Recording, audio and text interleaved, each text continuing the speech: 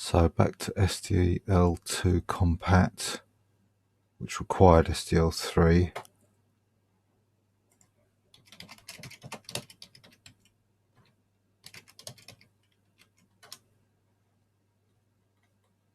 And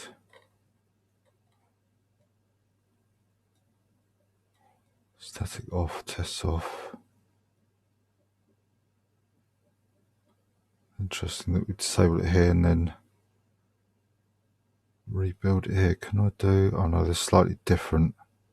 So I'll compile it like that.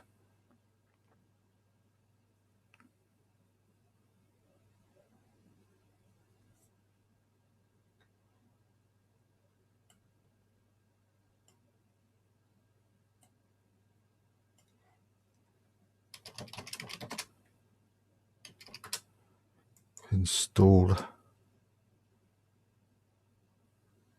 And then run the tests.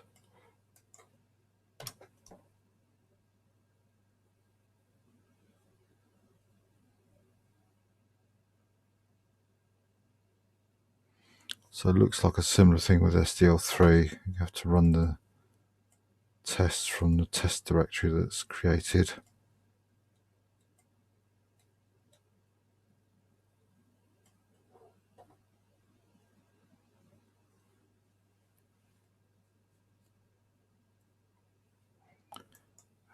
Okay, so let's see what we've got.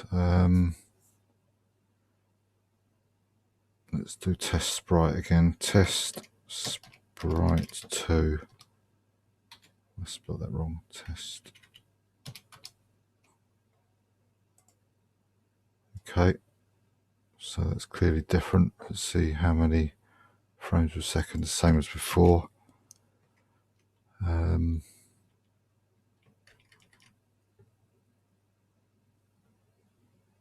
Test GL2.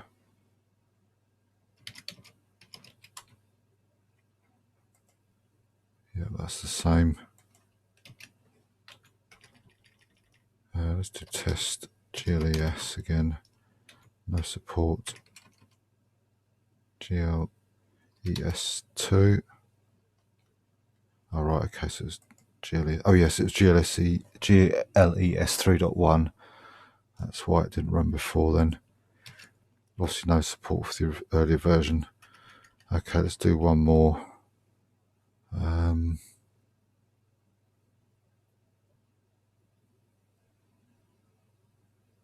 Draw chessboard.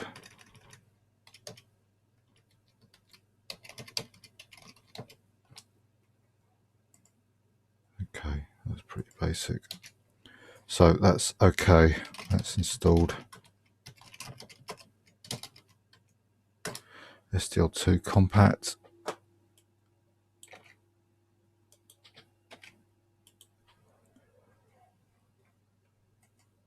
So GST plugins base.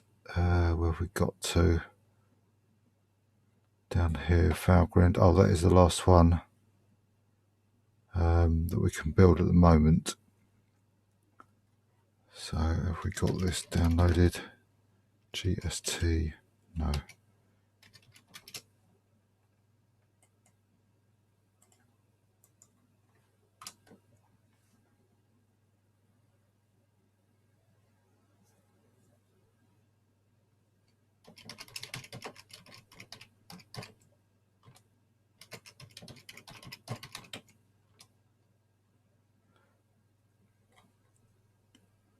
We're going to run the tests, remove one that is known to fail.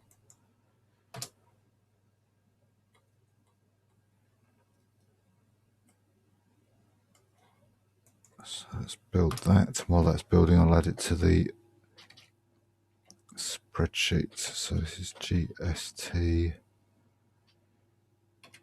plugins base.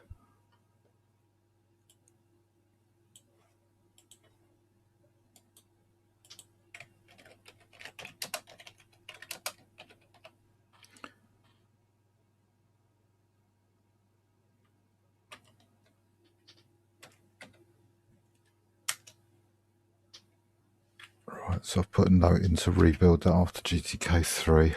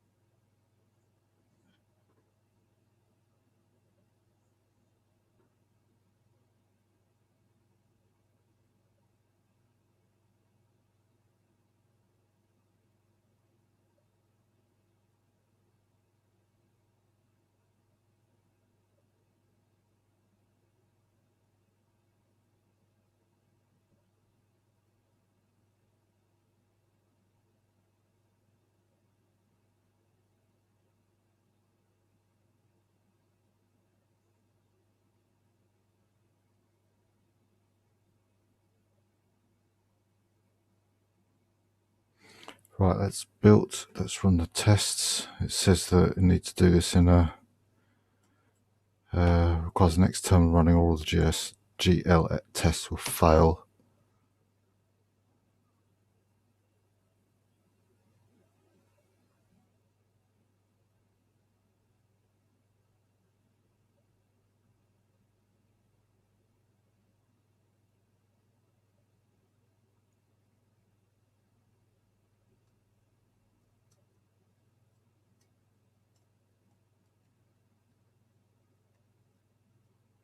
So there's the first one.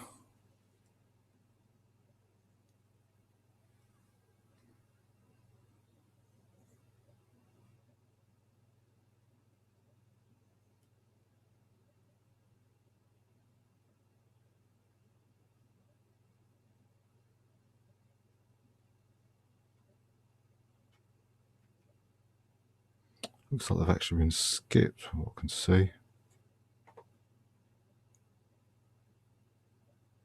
And we've got one failure.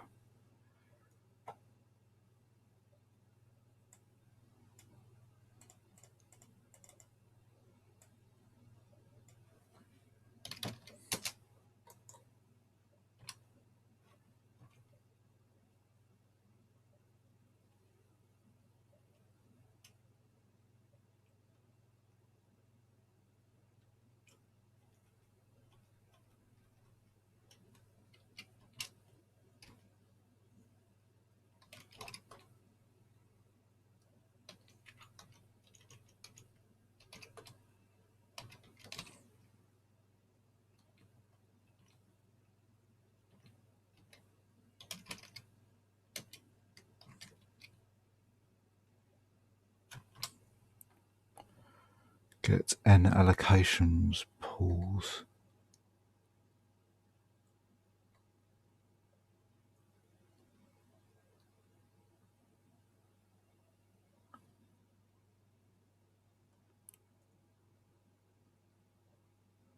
I don't know what that is then. GL images inc, or image sync.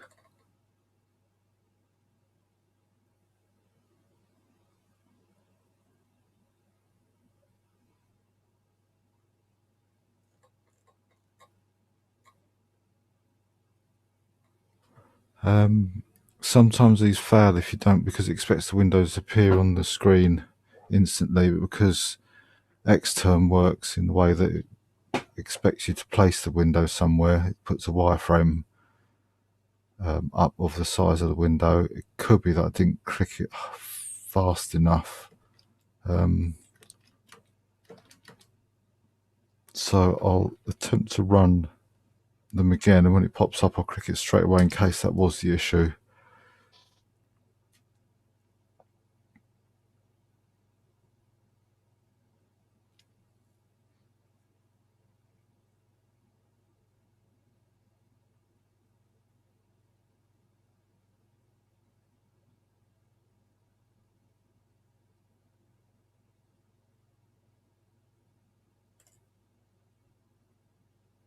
But that test actually did seem to, oh no, it did fail. Yes, that is where it failed. So I think that's probably the issue, that I can't click quick enough.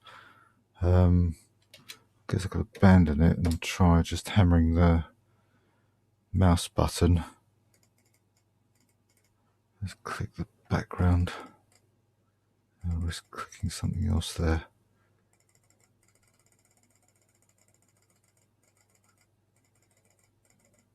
I can't remember what number it was now. No, it still failed. I suspect it's that, being it's the one where the window pops up. And it looked all right. It appeared in like a test pattern.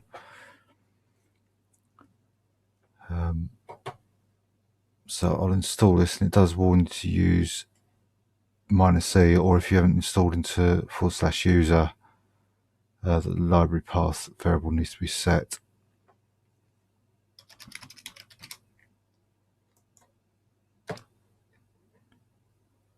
So hopefully those, yeah, they've gone into user lib, so that's fine.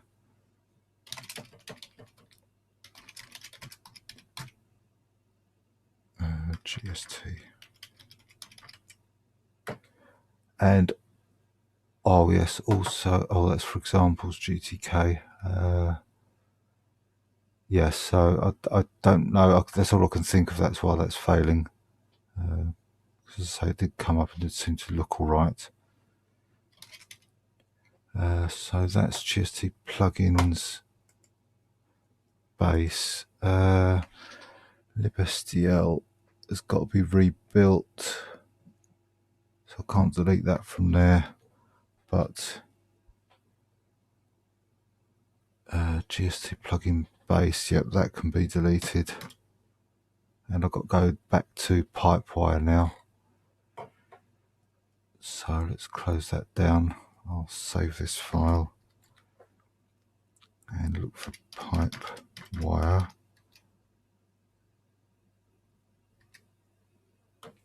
Oh, it's still got Xorg in there.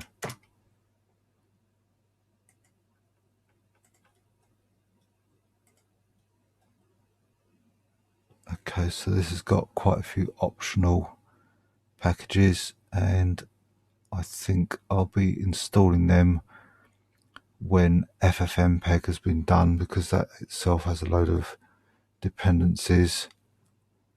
I'm going to have to get to do that at some point, bite the bullet. It's quite a complex build because of the dependencies. So let's have a look. We've got blues, we've done. GStreamer, I think we've done. Pulse audio we haven't got. SBC we haven't got. So we've got the plugin space, we've just done that. Let's have a look at Pulse audio.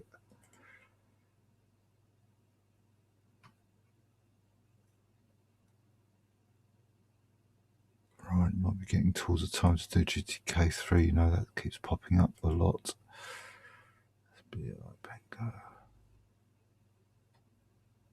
Oh, I think that's what we're doing actually. Is that what we're ultimately doing?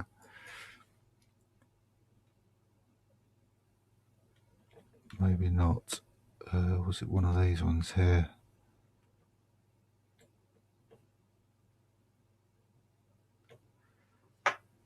No. So I wonder if that will be the thing to do next. get that done.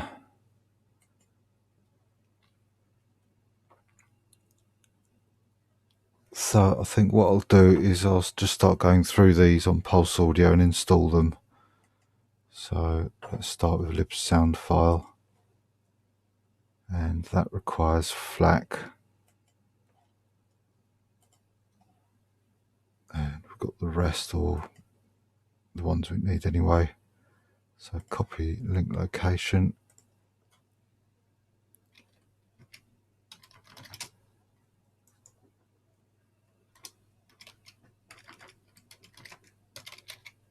no, sorry, tar xvf FLAC.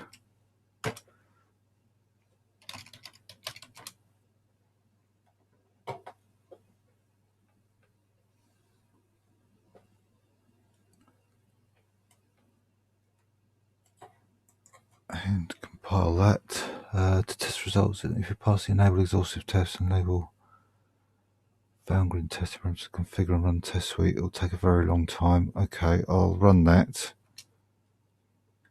to see how it performs.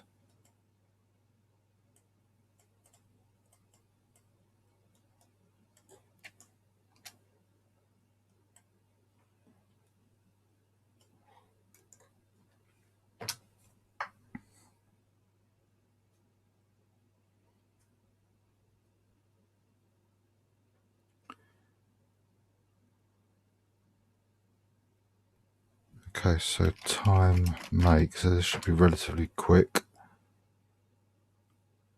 but the check is obviously going to take a lot longer.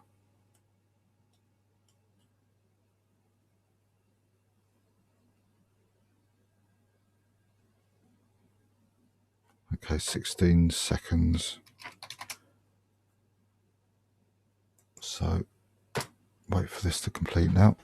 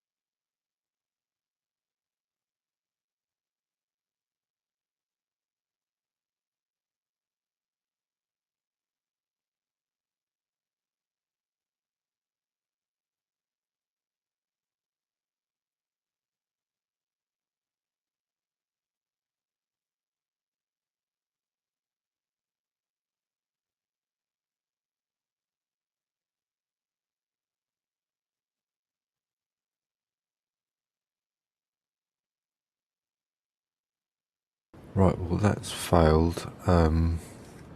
Now, because this was going to take a long time, I actually run these tests on a different machine, actually on a different operating system, which probably wasn't the best idea, but it failed in the same place. And looking at the instructions on building this package, I thought that usually these options were in bold. I might be wrong. And also, if it was expected to fail, they would have put to run make check with the -k option. So I'm kind of in the mind that it's not really been tested thoroughly as to what to expect if it did fail, given that it's a very exhaustive test. And like I say, it failed on Debian system in exactly the same place. And I also noticed, despite me adding these extra options for further testing, by default it says disable thorough test, so it probably wouldn't have been that thorough anyway. So what I've decided to do is to just run using the basic instructions, and as long as I get a pass with that, I'll be content. There's clearly, I assume, something not quite right about this particular version of FLAC that maybe hasn't been tested this time around in BLFS. Possibly, that's my estimation. So what I should do is to tidy that up, extract it again, and just run the configure with these options, and then run make check by itself. I could run make check -k, but then it's a case of trying to identify errors if they're not output at the end.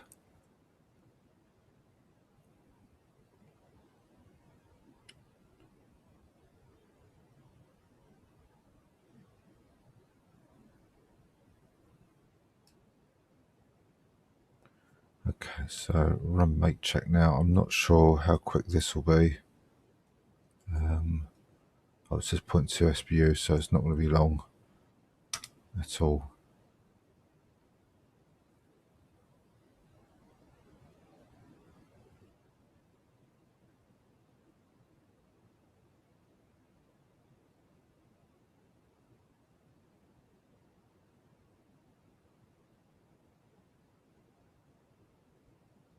It looks like the sorts of tests it was doing at the beginning of the full test from what I can see.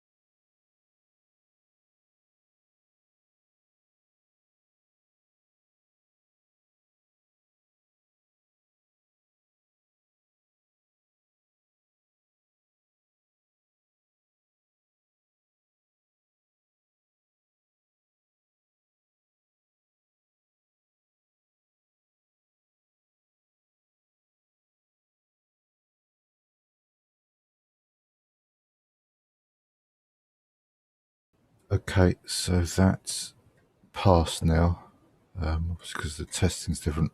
I have a feeling that the tests that are failing are being run under Valgrind, because they seem to run a lot slower, and I believe Valgrind can be quite picky about things, to the extent that it may even produce errors that aren't really errors, or failures that aren't genuine failures. So It just may be overly sensitive. So that's complete, so I'll install that.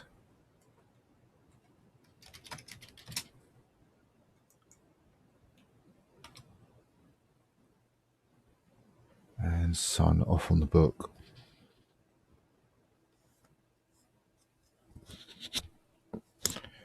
Sorry, I'm in the spreadsheet. So that is FLAC.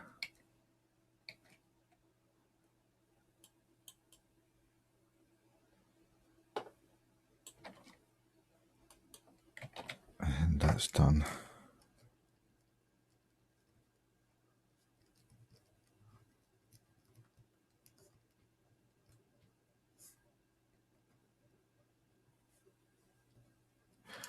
Okay, so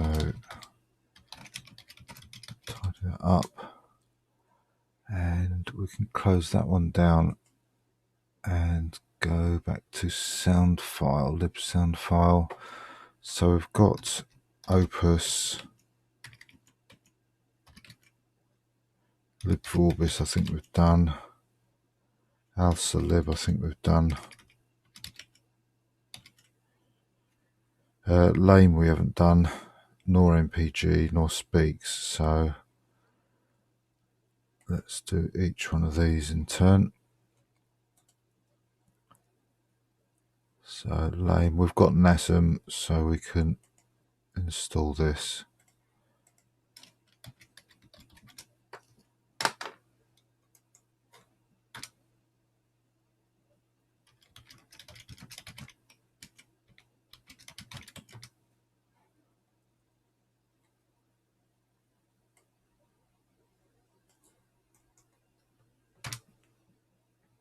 Okay, that prevents a hard-coded path being put in.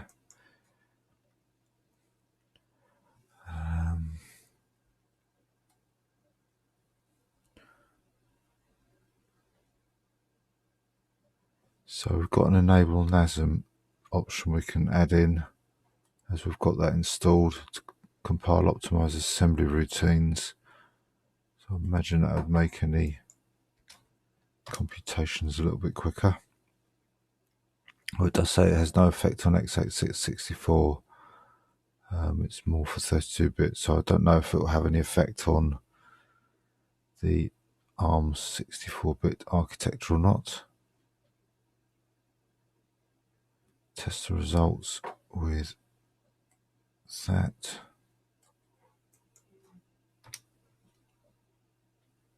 Seems to be quick and straightforward, and we'll install it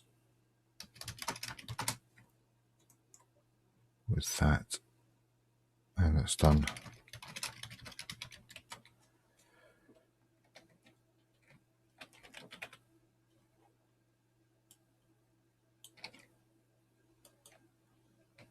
Okay, lame is done.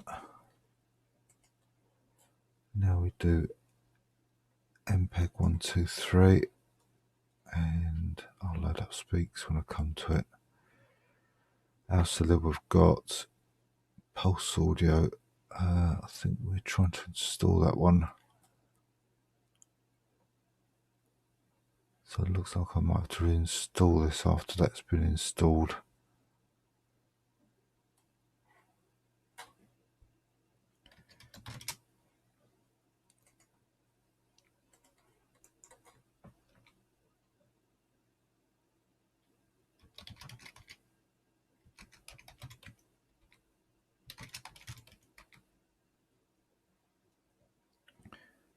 Okay, so configure and make.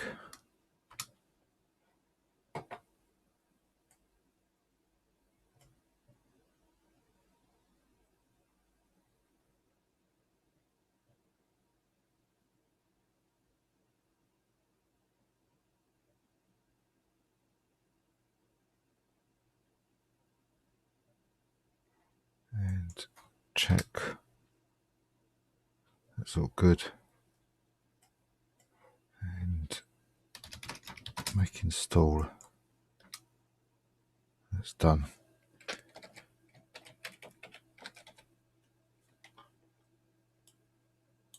So I'll put that in and rebuild after pulse audio.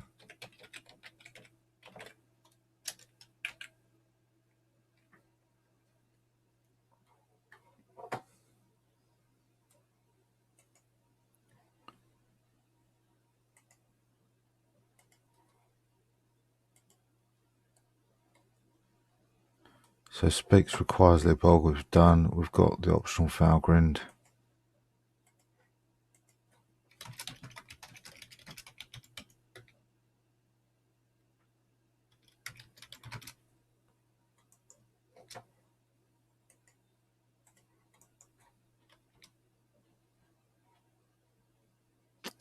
So it consists of two separate tarballs and needs to be extracted and built independently. So first one is speaks.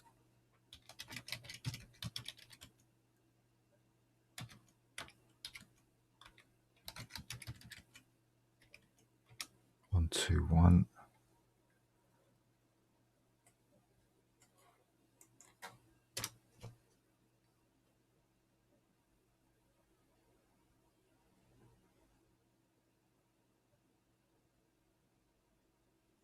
Okay, that's done. So that gets installed. And then looks like we can copy this in because it's got the change directory back to the sources and it extracts the DSP source code as well. And that's done. And that's installed. So I'll tidy those two up. Speaks and speaks DSP.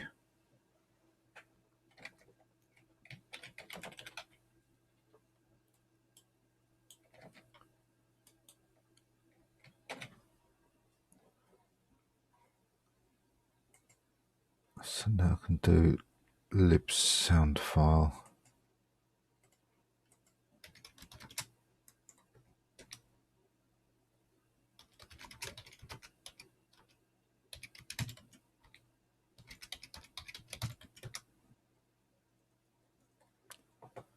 So fix a problem with GCC 15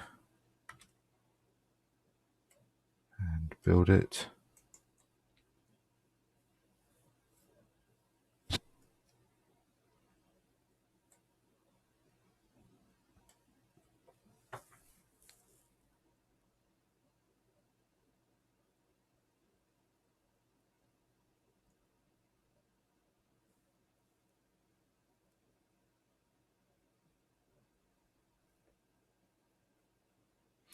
And then we have to disable some Opus tests that cause problems with the recent releases.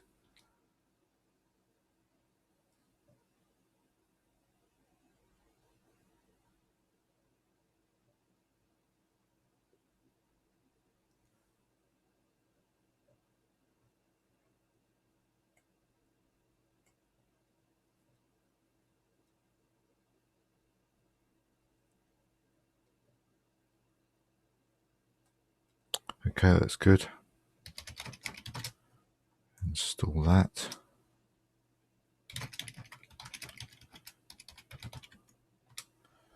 And log that one.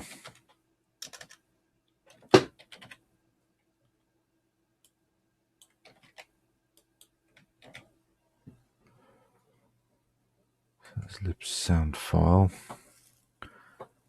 So that was required. Oh yes, I think if I remember, this was to get pulse audio built, wasn't it? I think.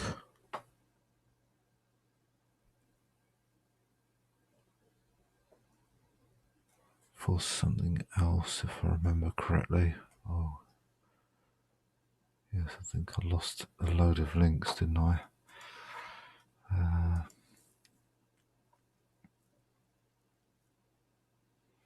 Oh, it's to build pipe wire. What's pipe wire got?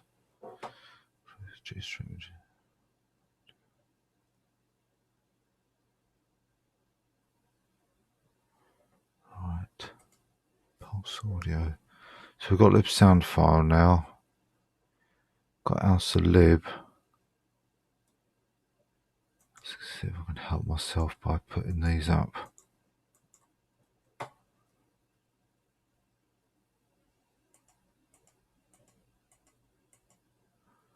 Avahi. So let's have a go at trying to put some of these other optional packages in.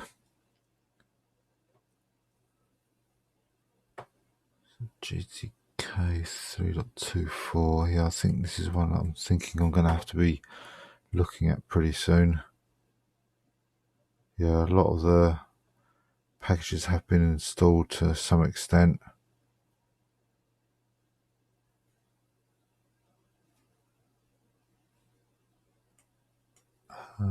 I think I'll leave it as it is for the moment. libdaemon, I'm not sure if we've got that one.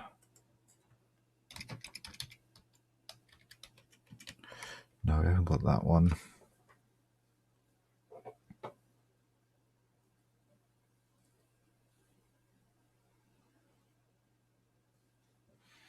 Right, let's another look at this one as well. GLF, these Cairo.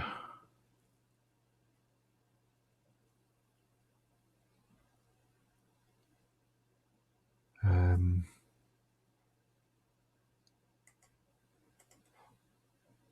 remember if we've done Cairo or not now. We keep hitting it. So Cairo, oh right, it's installed.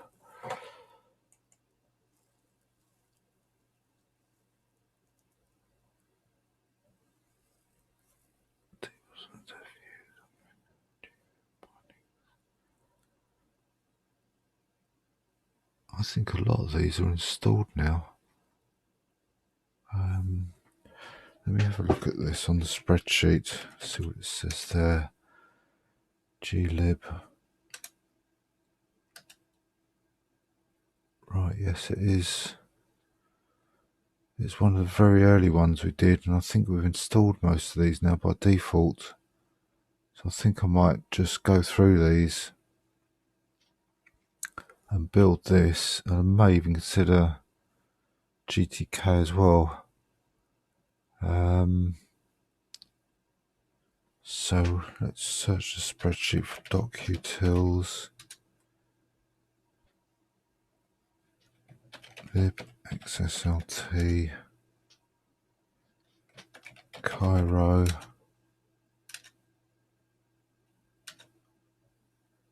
Rebuild after go scriptless lib rsvg and poplar, so that's okay. Dbus.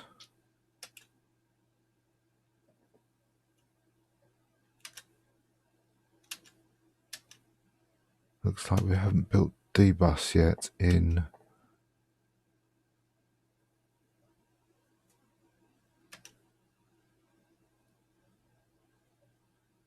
right. Dbus is one we need to do again. Let's have a look at that. Although it's for some tests, we've got a couple of packages that are relying on this. Excel libraries, that's been done. System D, obviously. Dbus Python. Yeah, I think this can be built next.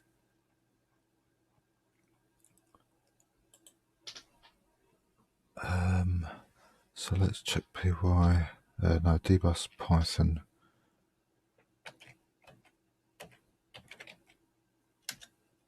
No, we haven't got that one. Let's confirm that here.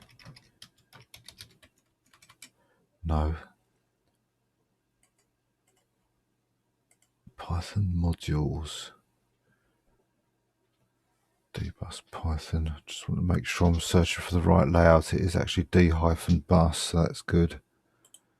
I didn't find that. So Python modules. dbus Python, right.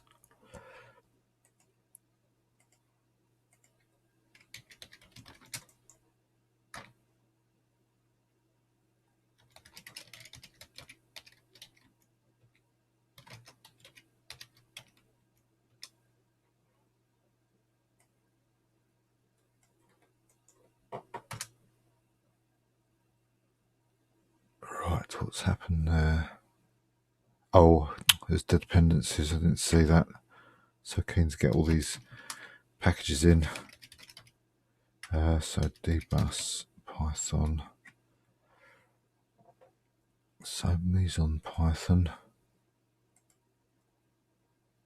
Right, I'm going to have to be careful here because the tabs are running out yet again. So recommended by runtime is patchelf. PY project metadata, I presume we've got that. Doesn't look like we have, so I need to open that in a new window, I think.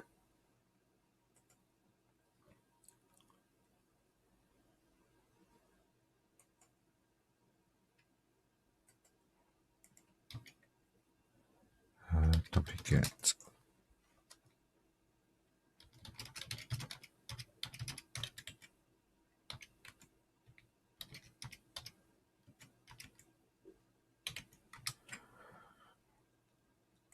Okay, so build that module, install it,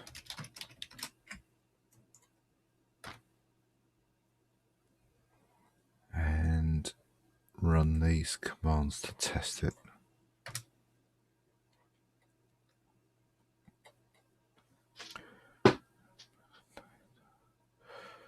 Okay, that's all passed. So this is a Python dependency. PY project metadata.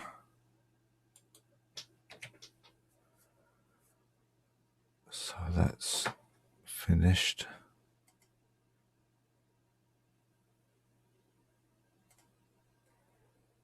Then we've got patchelf.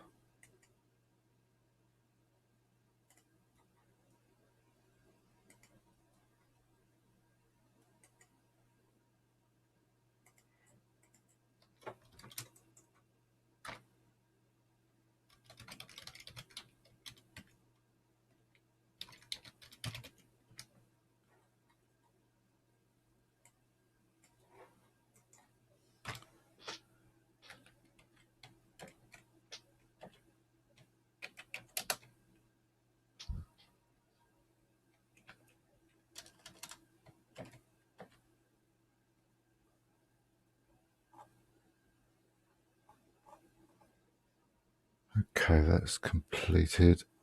Just putting in this PY project metadata in the spreadsheet. So let's run the tests.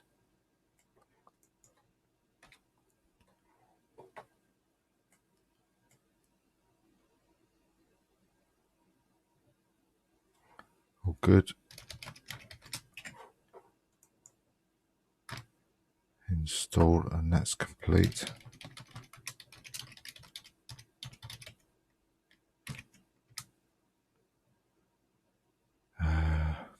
What have I done there? What have I done? Oh no, that's right. I just didn't. Right, I didn't remove the PY project metadata, so now I've lost the archive. So let me just fetch that again. Okay, that would have been installed correctly because I was in the patchelf directory. And I'll go back up, just make sure I did. Yep, I saved it and I was in PY project and then I extracted it. And yes, I was in patchelf then, so I was compiling the correct code, just in the wrong place. Okay, so that's patchelf, and that is just an ordinary program.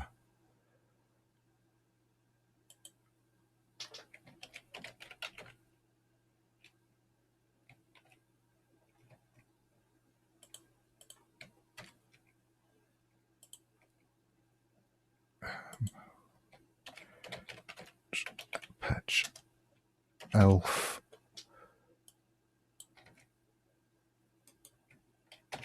Save that so I can close that down. And Git, let me have a look at that.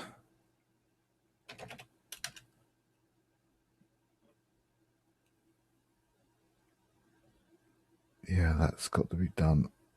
I think that's going to have to be done soon as well.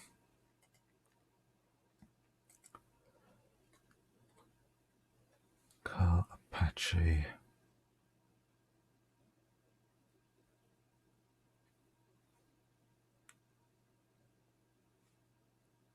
Right, yeah, I remember why I've wanted to reinstall this is because it leads on to some other big packages like Subversion, I think Mercurial as well.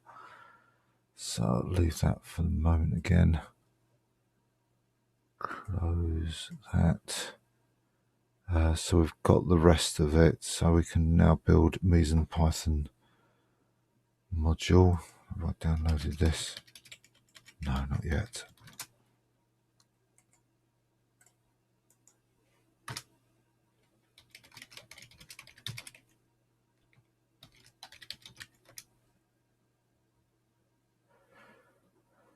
So build this.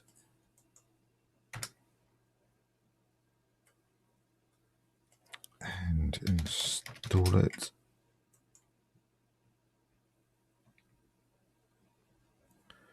Okay, so we need Git. Yes, it should run then in theory. We have got Git installed, it's just not fully featured.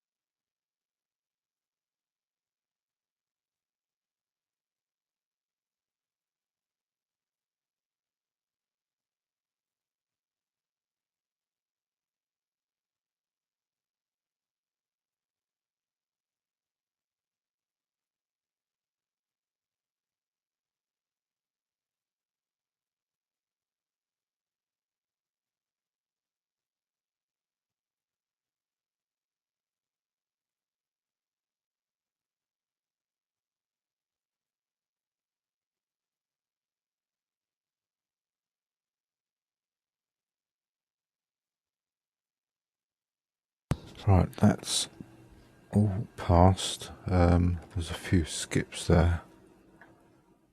But the ones that tested were passed, so that's okay.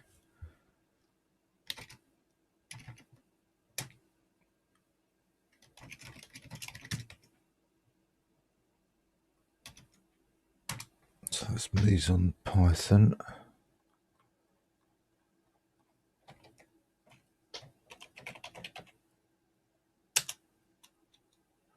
Oh, that's a Perl dependency. They've got that down as.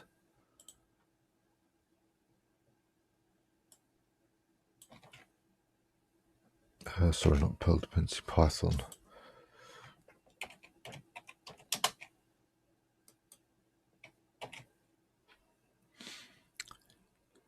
So that can go.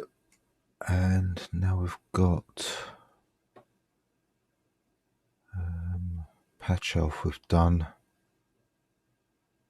PY object I think we've done. Yeah. So we can fetch this one.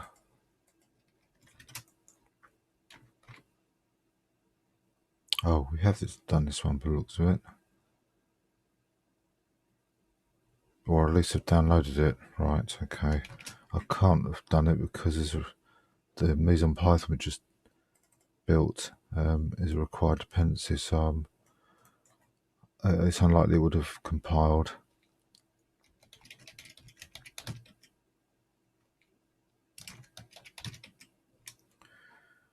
Okay, so let's do this again.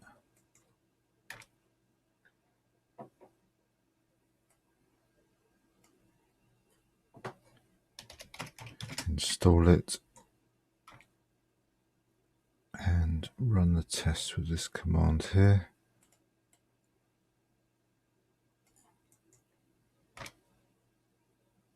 And that looks okay.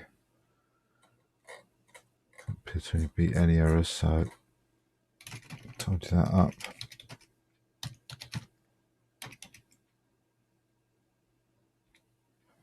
And add that, they've got that down as a module. Dbus Python.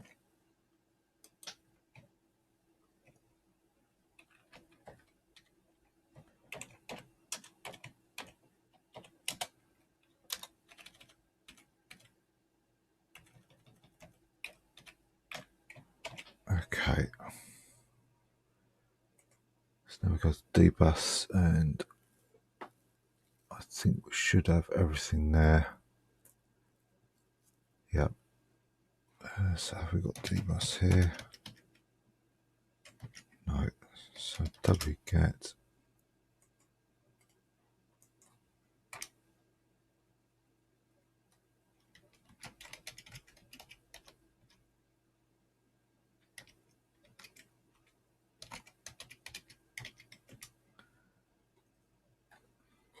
So we've got some options here.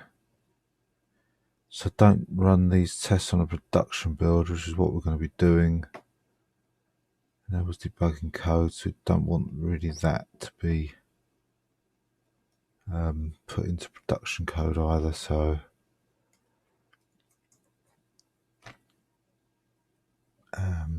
leave that.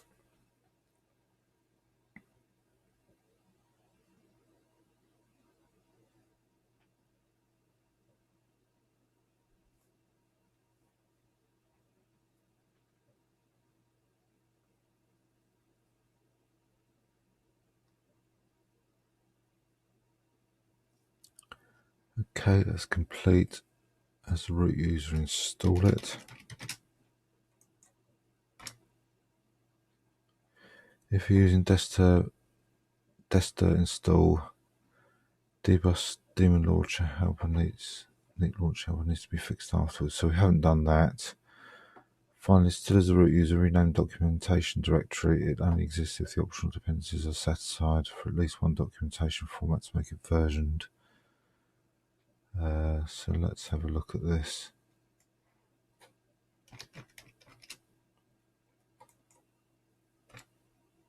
So there's a dbus directory there. Let's see if there's any others. No, there isn't. So this won't do anything. I can even run it as the ordinary. Oh no, I can't.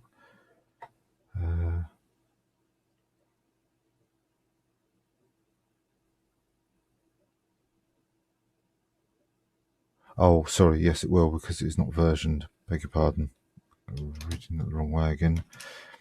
So sudo -csu. Let's put that in, and that's what it does. Which is what we want, is to rename it to a version directory.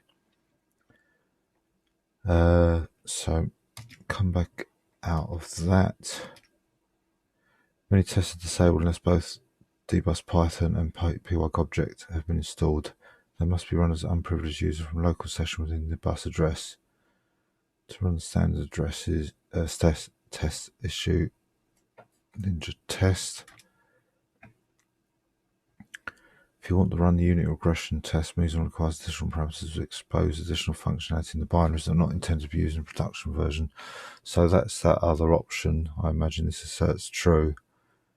So it won't be running that. I suppose you could build this, test it, and then rebuild it, but it kind of almost defeats the object. It's more like testing for development to see if anything has regressed.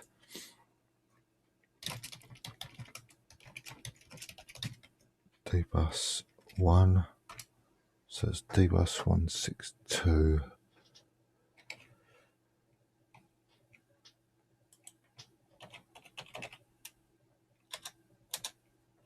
One 62.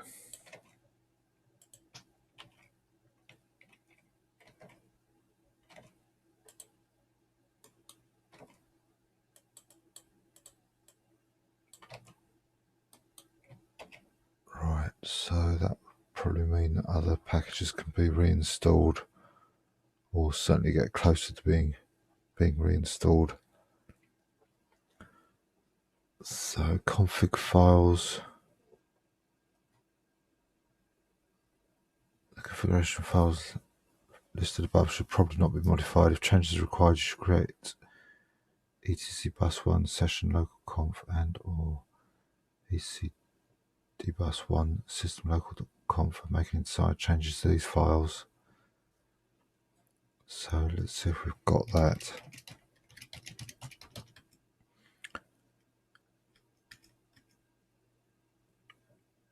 Right, system local and session local. No, we haven't got them. If any package installs a dbus service file outside of the standard user shared dbus 1 services directory,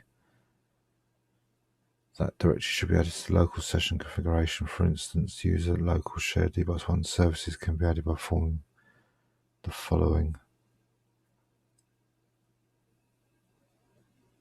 User local share. Let's have a look, see if we've got that.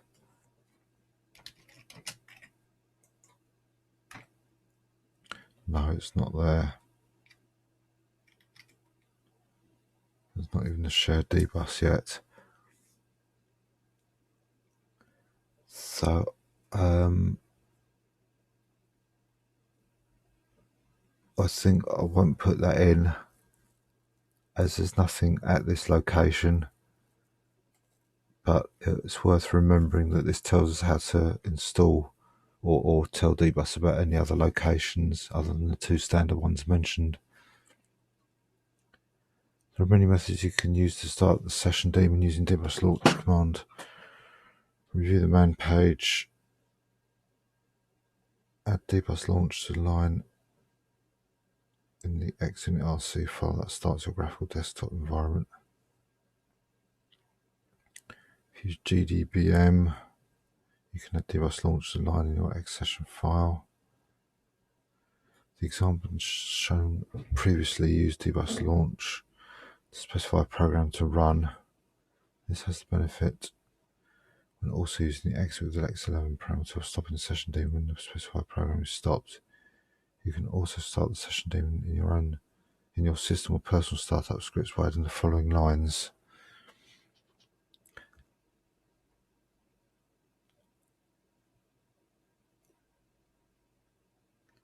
This method will not stop the session daemon when you exit your shell, therefore.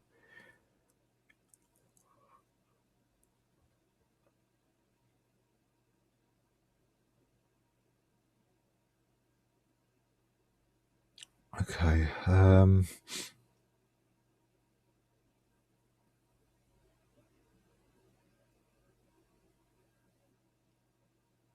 not sure which is the best to do, to be quite honest. Is there a...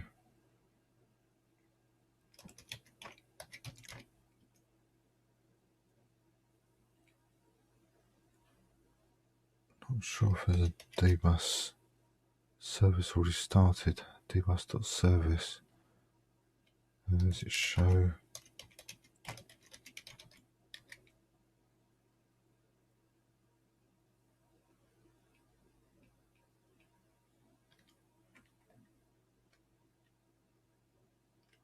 show status.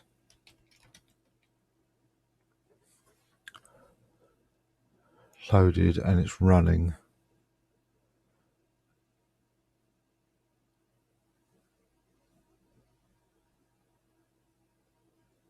So I'm not sure if this is talking about the same thing or not.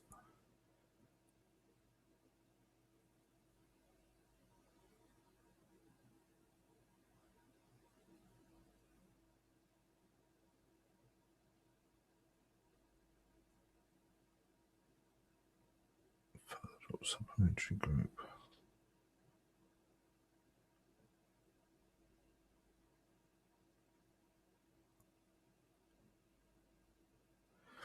Okay, it's giving us examples there, I think.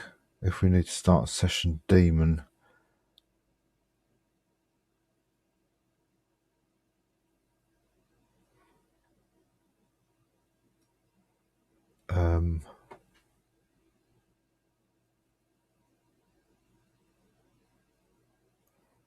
I presume we haven't got this set.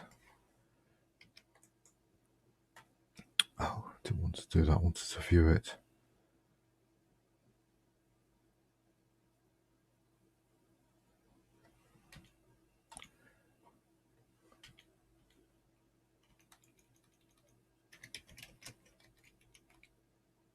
Right, so we have got a session, dbus session bus address. So I reckon they're just showing examples of different ways of getting a session daemon running, but we've got the system one running anyway by the looks of it because I've got that session bus address. So I'm not going to do anything else with this, but obviously if I do get errors that I can put down to, or problems that I can put down to dbus, then I need to come here and make some changes. So that's dbus done, which is good.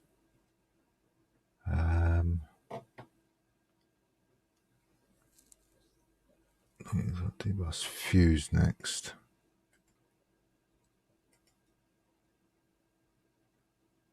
Which we've got.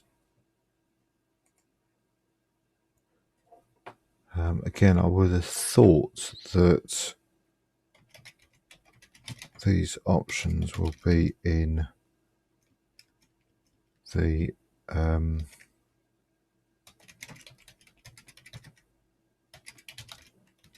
the kernel config.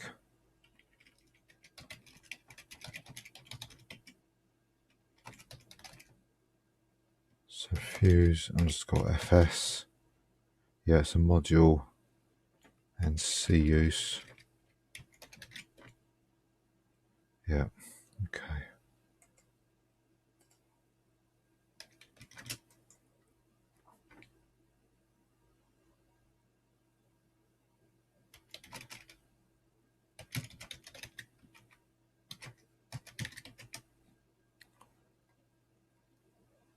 So install it. Have we got anything else here?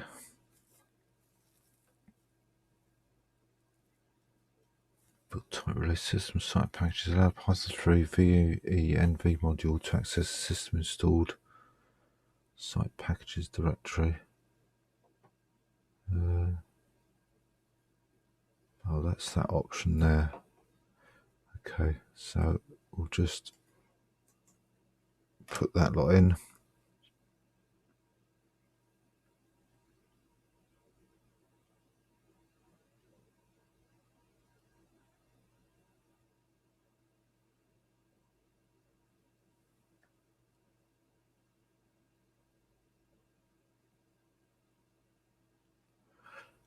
Okay, and we're not building API documentation. To test results, issue the following commands as the root user.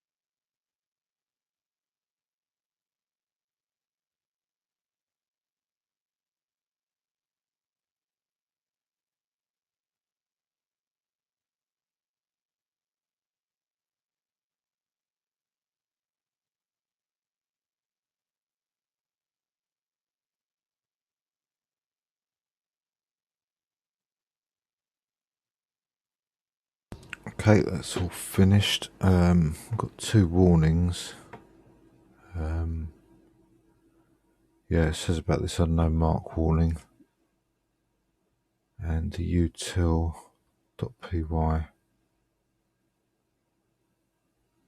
Oh, test.cu, beg your pardon. That one doesn't seem to have failed. Or warning. I haven't had a warning for that one.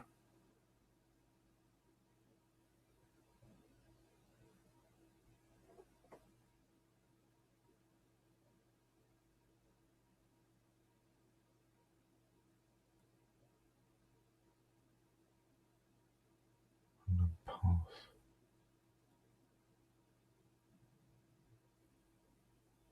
Well, to me that looks like there's only one warning, even though it's put up util.py twice.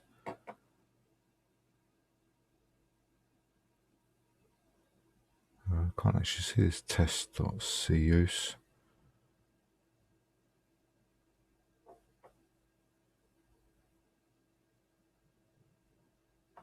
Anyway, there are only warnings, so I'm going to install this now.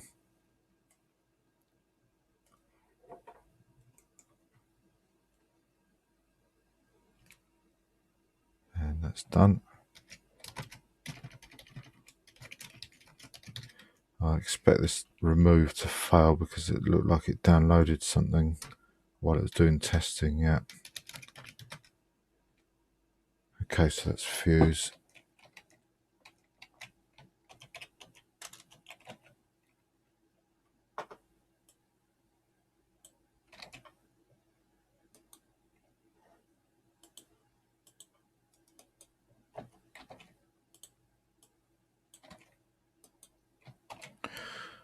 That's done.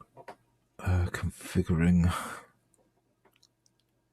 Some options regarding mount policy can be set in the file atcfuse.conf to install the file, run the following commands as the root user.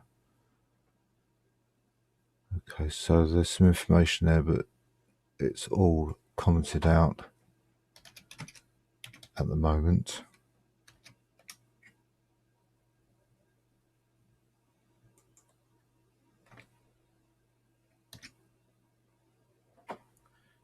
Close that down, back to glib, done fuse, GDB I think we've done.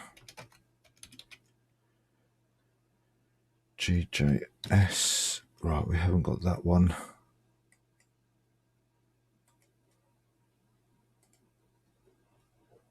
Cairo glib, spider monkey, oh right. So that one's going to have to be reinstalled or installed at a later point. For Godric introspection tests. GTK doc we've got these documentations. I think GRDocGen we've got. Yeah. Mako we've done. And Markdown.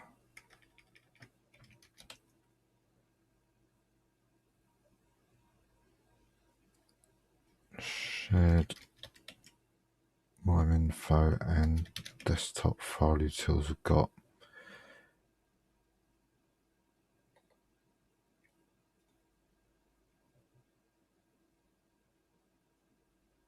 Right, so this is a reinstallation, but for all the coverage we'll have to install GJS.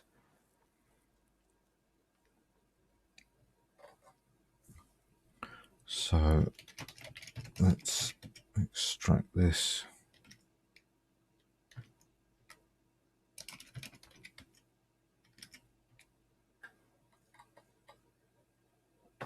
So do the patch.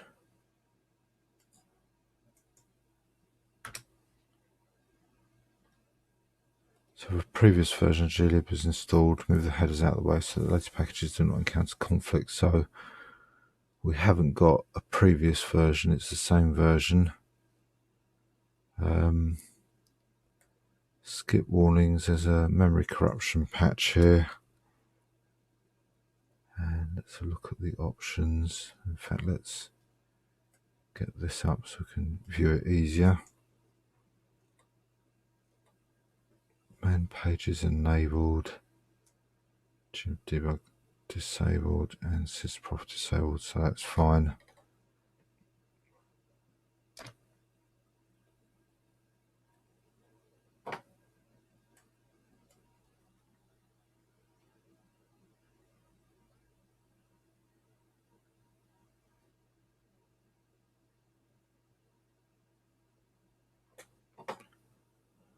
Okay, we'll build that.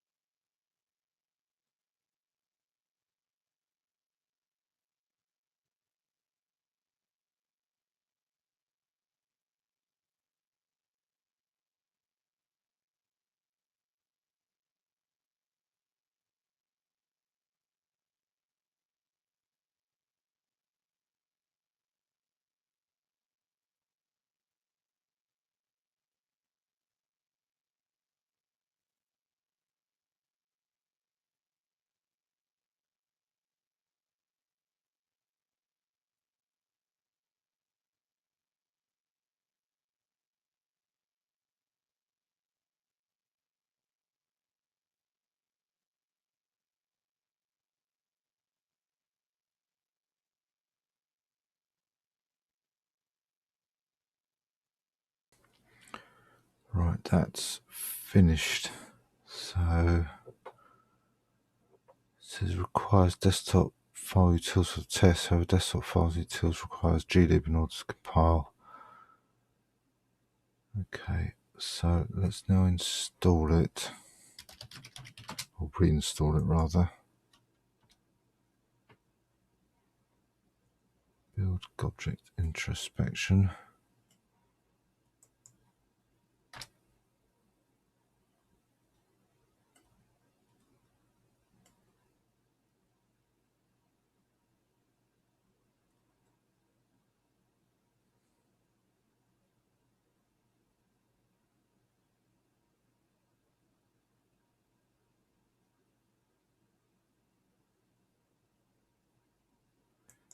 Test the results.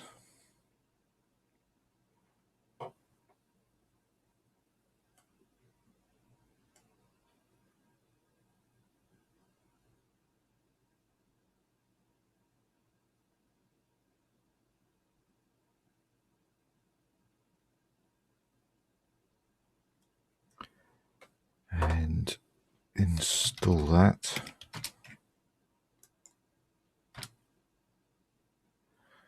Now generate introspection data.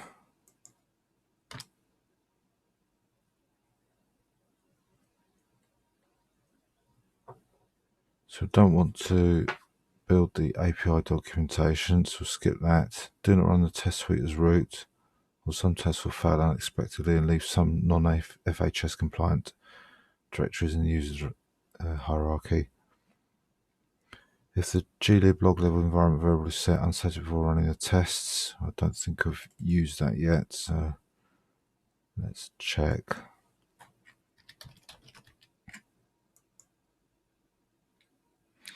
No.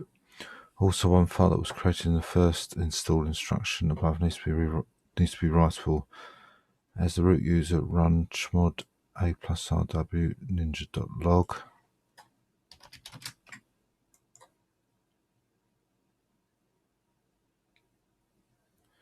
To test results, issue lc all equals c ninja test as the root, non-root user.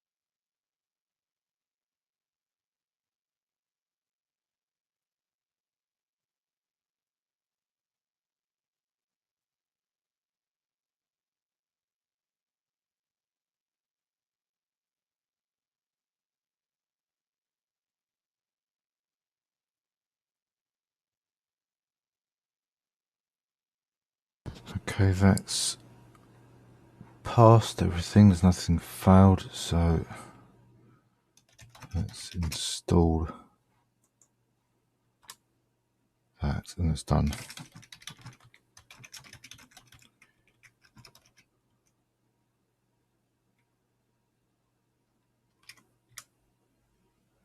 Okay, so I think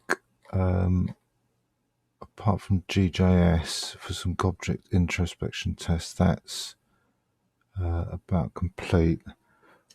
I'm going to mark that down as done, apart from that GJS,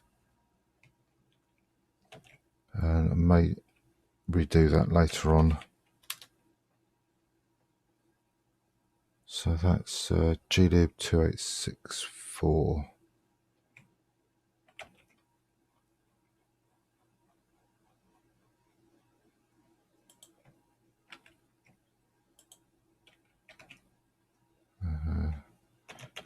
Glib.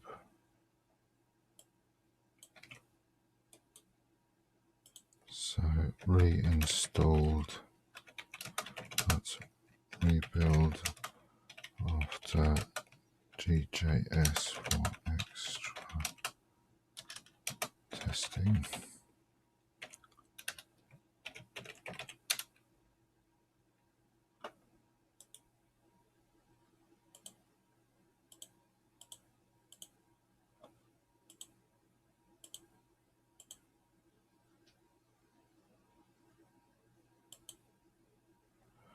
Okay, that's good. Shut that down and libdaemon lib. So we've got that one to do next. Oh, I was going to look at GTK, wasn't I? Let's look at that. So We should have all required because I think I've already installed this. It's just not fully installed. ATSPI2 GDK Pixbuff. I guess I should look at some of these to see if they need reinstalling, and maybe possible to do that now. ATSPI2 rebuild after graphical environment and run tests. Okay, so yes, I should be looking at these.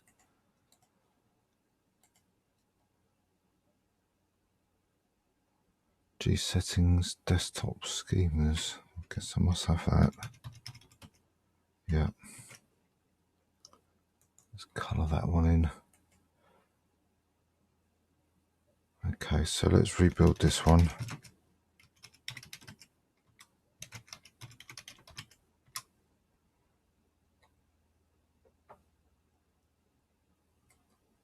And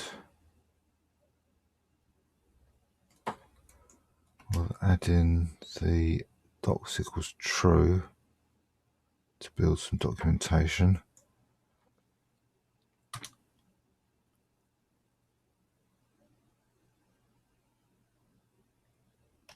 Ninja to build it.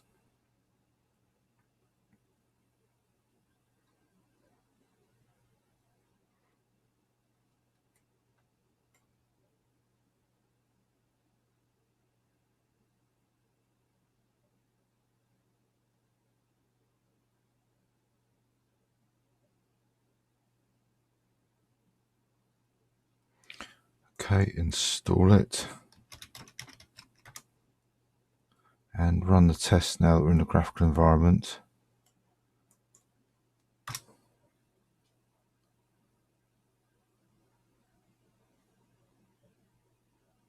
Okay, we got 9. Did say something about rejected send message there repeated, but it's not actually failed anything, so I think that's a good pass. So tidy that up and mark that off as complete now.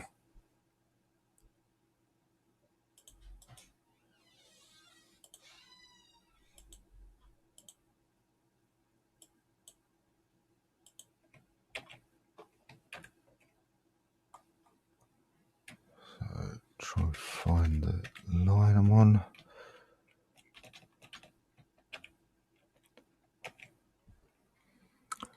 Okay, that's good. And the next one I'll look at is GDK Pixbuff.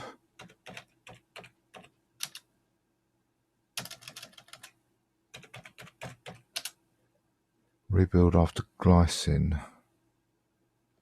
Right, so was glycine one of these ones that had a lot of requirements?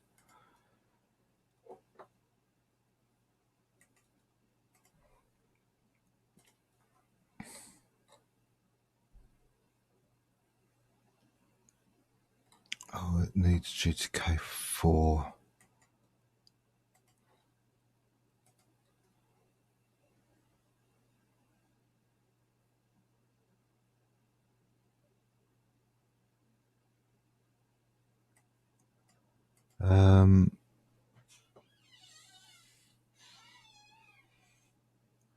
Right, that needs GDK Pixbuff, which is what we're going to rebuild. So the fact that it's already built in, we obviously have all these other dependencies.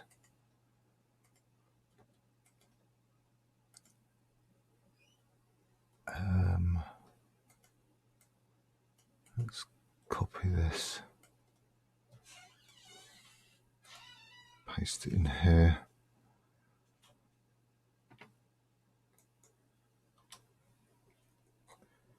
Let's get all these up.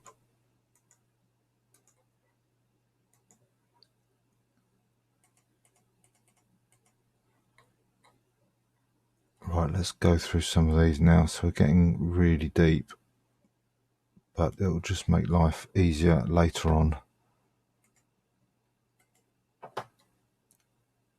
Add way to icon theme requires GTK 3 or 4 and libsrvg. Okay, well we're rebuilding GTK 3, but we've already got it installed. I'm pretty sure we have. Perhaps we haven't. Now that's interesting. I thought I'd done that.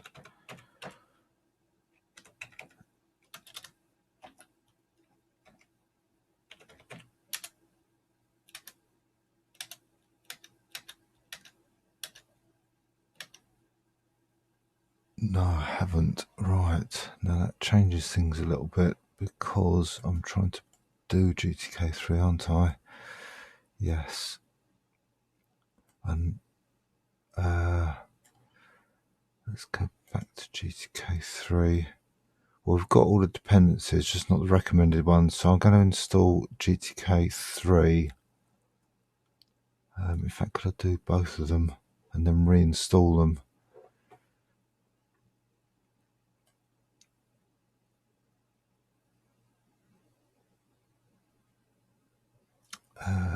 Right, getting metal here now. So GTK4, GTK.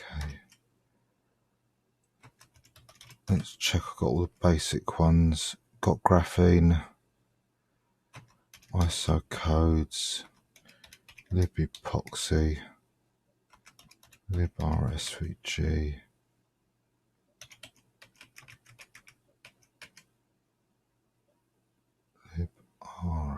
Oh, right, okay, I haven't got that one, so that's a key one.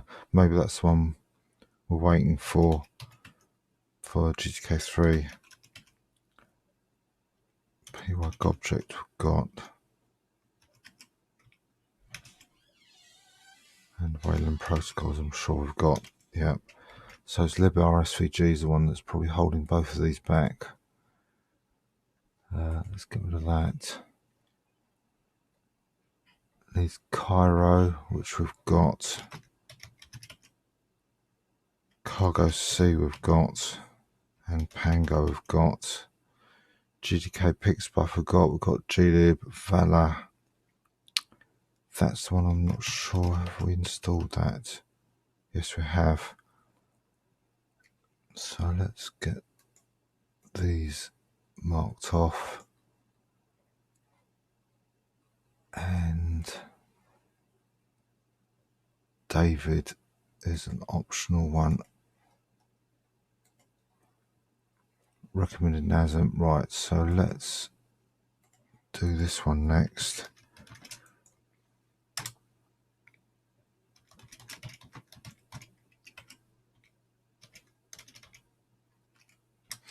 Right, let's push this up here.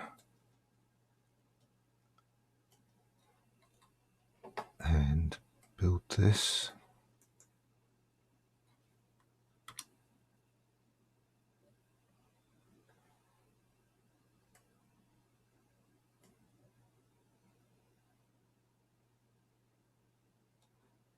Test it. That's okay. Install it.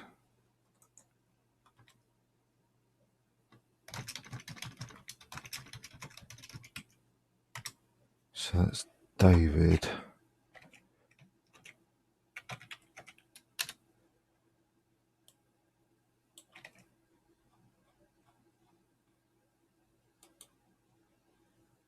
Okay. So that allows us to build librsvg.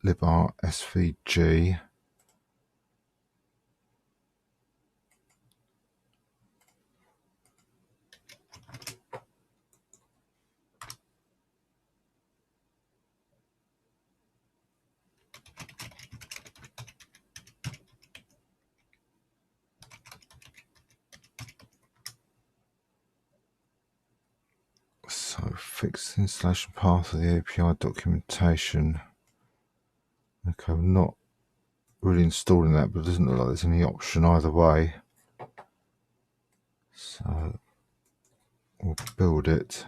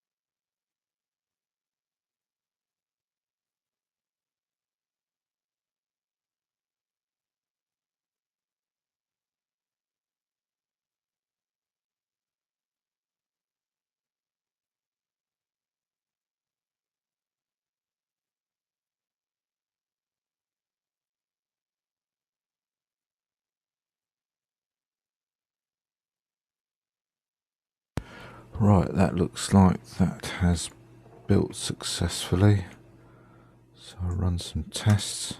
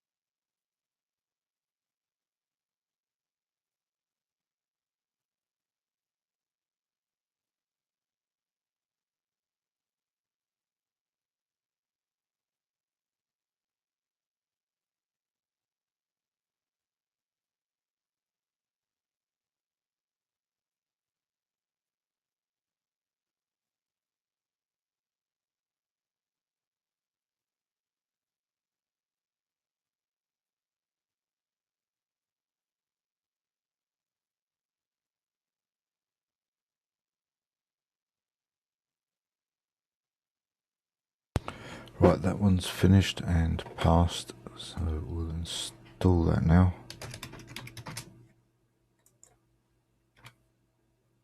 And that's complete.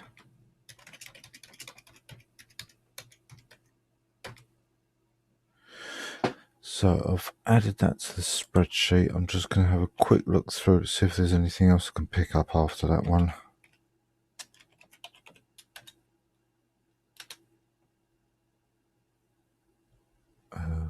Cairo, but needs Ghost script. So free type could be reinstalled. So I might do that now. Should have that on this list here. Oh, there's that Grice in there, isn't it? Pix buff. So libar svg. Pick that one up now so I can get rid of that. There's free type.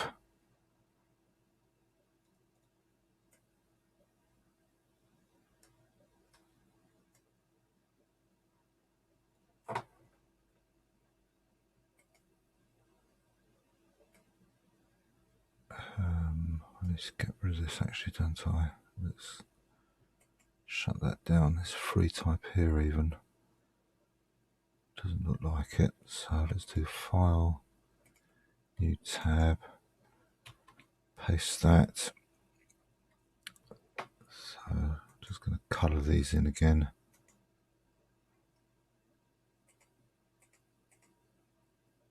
And yes, I think we're ready to go with that.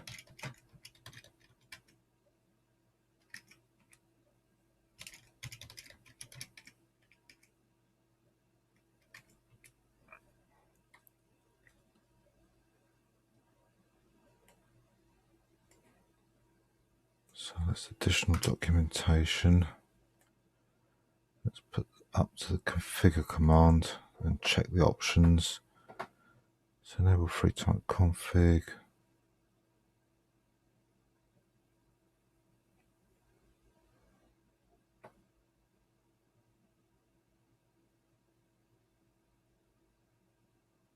Okay, don't think there's anything else to do there, so I'll just put that in.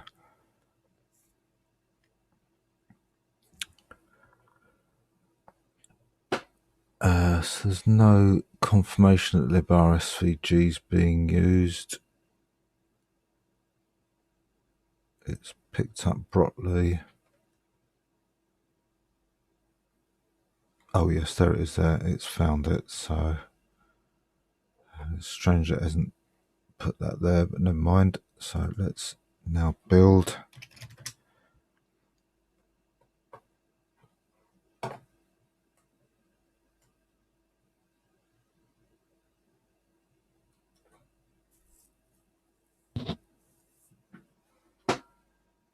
And install it, or reinstall. Oops.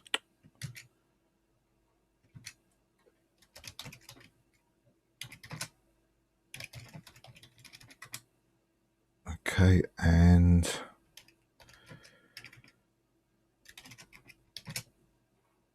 put these two commands in to reinstall the documentation.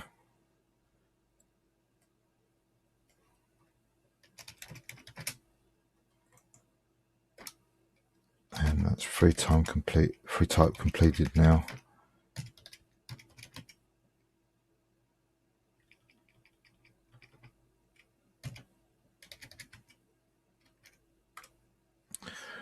Right, so free type.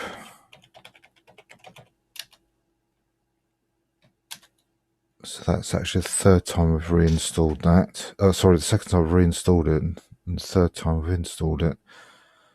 So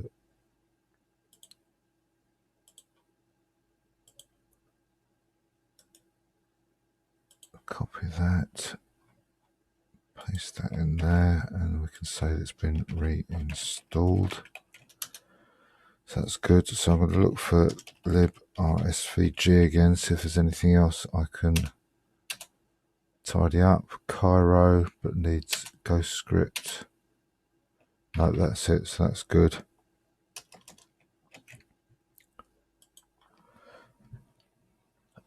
So I'll remove that. So we've got as far as librsvg, we've got libxkb common, pango, pygobject. Yeah, we've got all them. Oh yes, what I was going to do is to take a look at GTK3. I've got a link here, yeah. Let's take a look at that.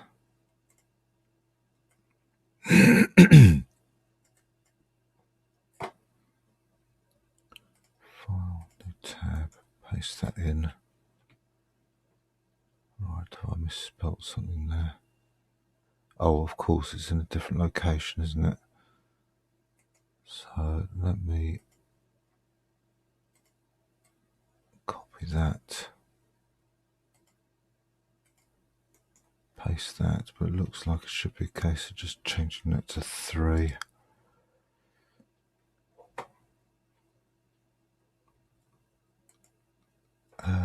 Did I remove?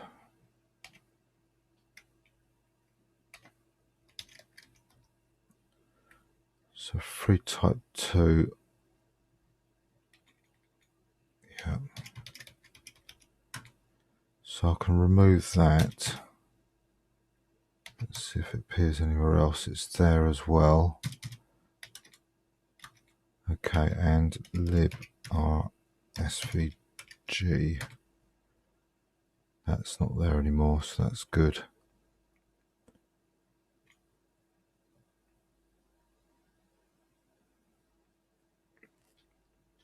Okay, so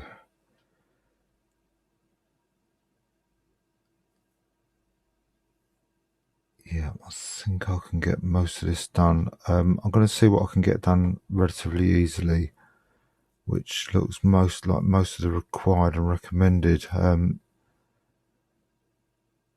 These are GTK pix buff. Let's see that one.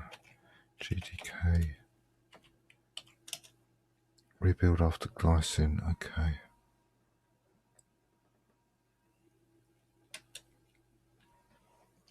Yeah, so I think I can install this. Oh, let's have a go at the recommended. This one's actually, this icon theme's a runtime. Top book, XSL, nons we've got. High colour, icon theme we've got. So I'll just get those coloured in.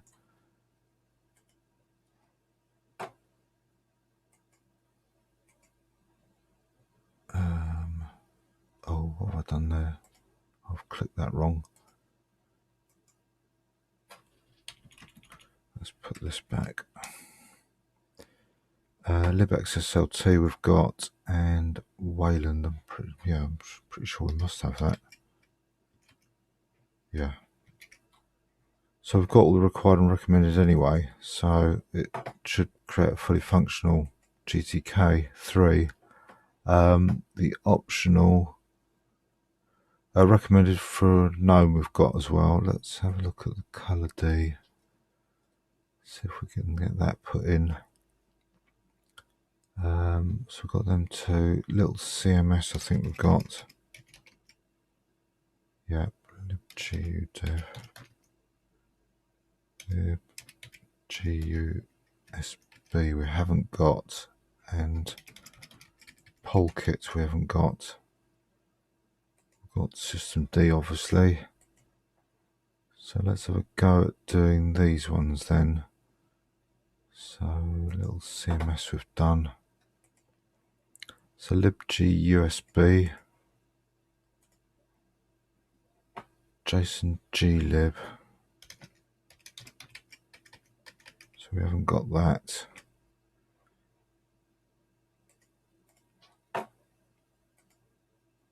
Needs glib. Yeah, we've got everything here, so that's fine. Copy link location.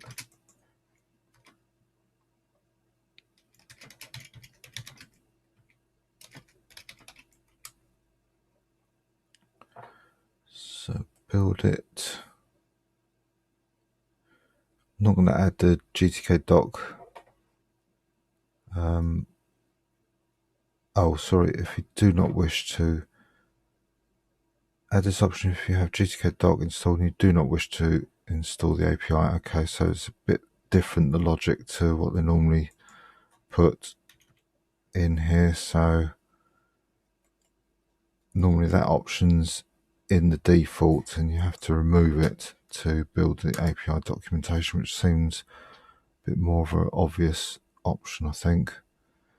Although having said that, the manual pages isn't built or aren't going to be built. Let's see what happens if we remove that.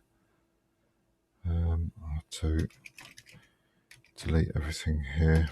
I think there is a way of restarting that. I can't think of it off the top of my head.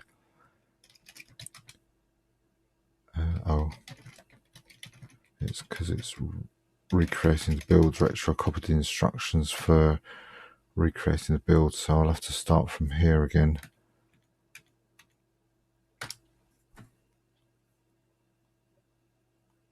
Okay, so it's not building manual pages still. Interesting.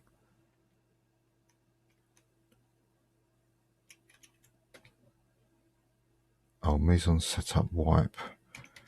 Meson setup wipe. Oh, do I have to include that with the... Right. No, it's still doing it. Is that because I haven't put in the option to stop it from doing it?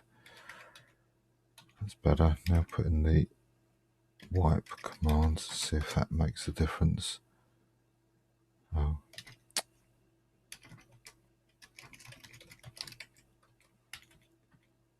Remove that.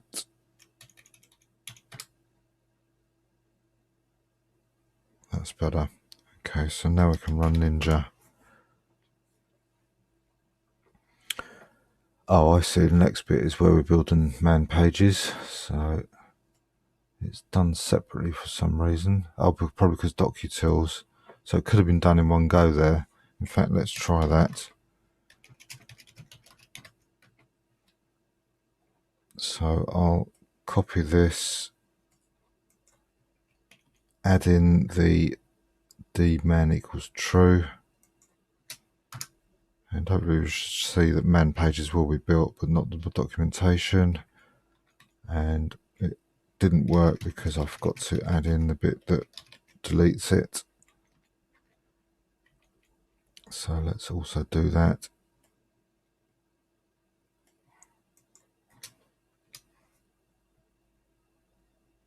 That's better.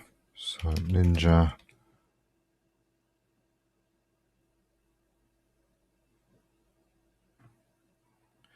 That's complete.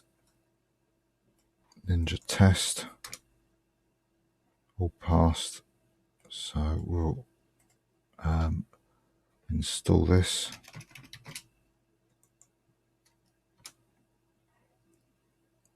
And that's done.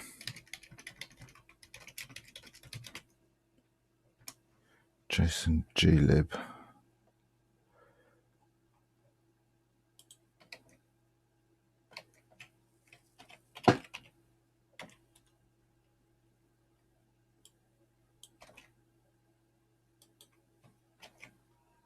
Okay, that can go. That fulfills a requirement of libgusb. Let's get this one up. And I'm sure we've got HW data installed as well. Yeah. So push that up as well. And we've got the rest. So let's just do a reload to color all of them in. Yeah. Let's copy that.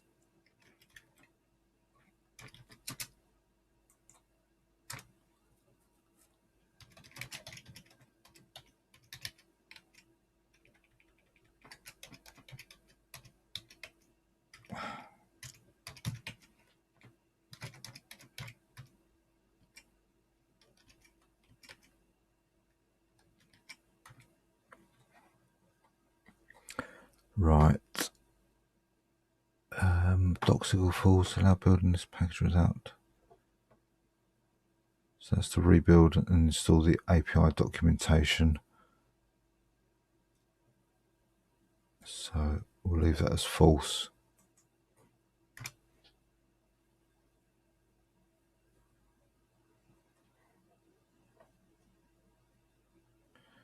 And test the results.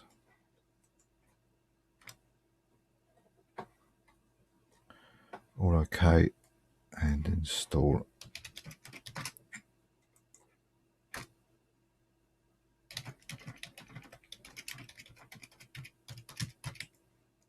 So that's libgusb.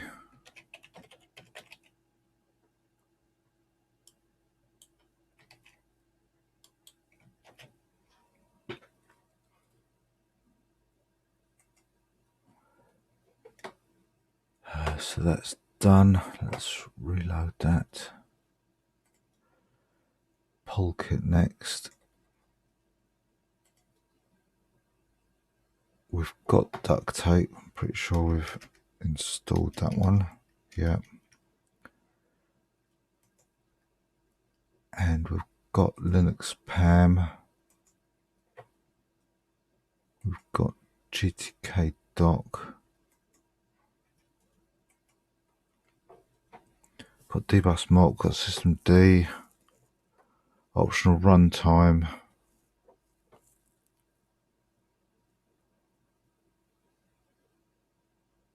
So these will get built as and when.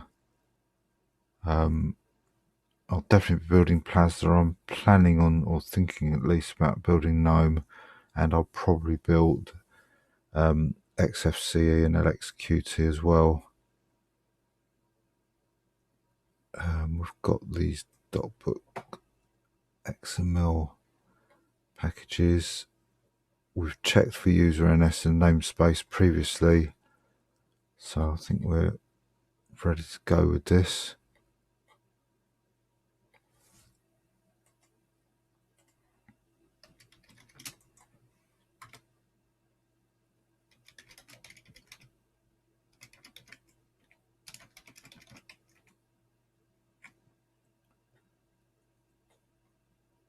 Okay, so we need to add a dedicated user and group.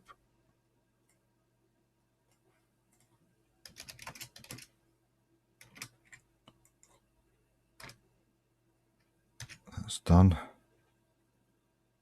And then we've got some options here. Let's create the build directory first. Then examine this. So I've got man equals true for the man pages. Session tracking, that doesn't get mentioned. Test equals true. So use this switch for OS type equals LFS. If you did not create the CLFS release file or distribution auto detection will fail and you will be unable to use Polkit. Author FW Shadow. This switch enables the package to use Shadow rather than the Linux PAM authentication framework. Use it if you have not installed Linux PAM. Well, we have, so we'll skip that.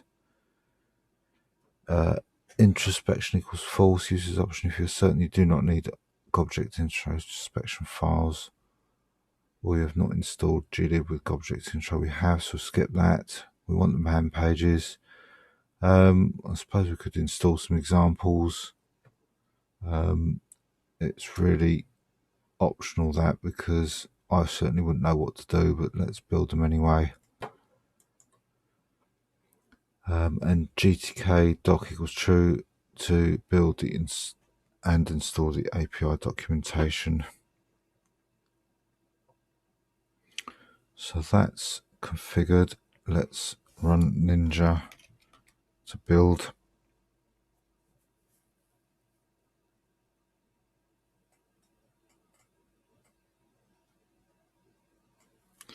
So the system dbus daemon is already running, and we've got dbus python and dbus mock installed, so this should be ready to test, and it's failed.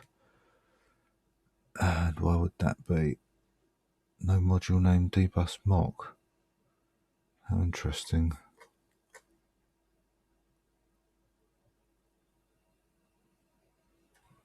Well, I'm pretty sure that has been done. Python modules.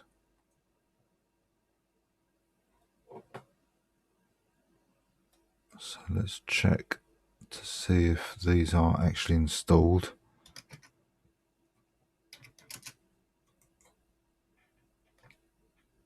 Well, yes, there's the directory there. Oh, no. All right, I see. It's because there was a new line character there. So it looks like it isn't in fact installed.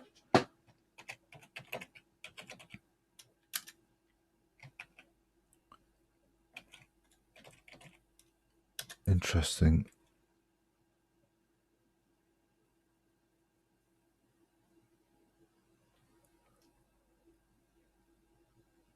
Now, I thought I'd installed that because I've marked off libgudef as being rebuilt after umocdev.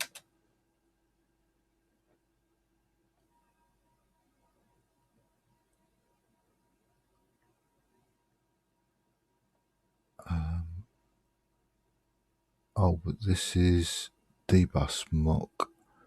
Oh yes, I'm looking for mock, that's why. Right, yes, maybe that's what I'm getting confused with, is the Python module. Right, so let's roll back this, and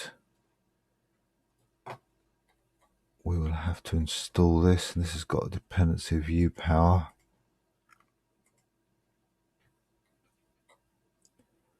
libgdev, libusb, glib, gdkdoc, umocdev. Yeah, that's the one I was thinking of that was got installed. So that's, I might have, oh, I hope I haven't caused any other problems thinking I've installed the Python module when I haven't.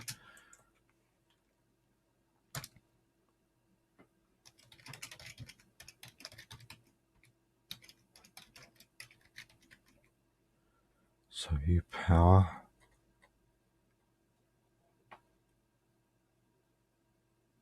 So I wish to build the man pages and the documentation as well. So I'll need to set both of these options to true or remove them.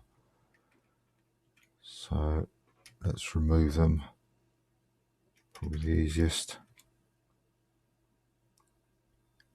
And Ninja.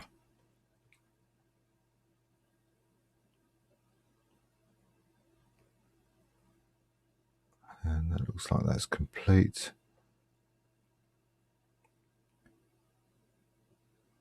Functional entity. Okay, I don't know what that is. However, it hasn't failed building. So let's now run the tests.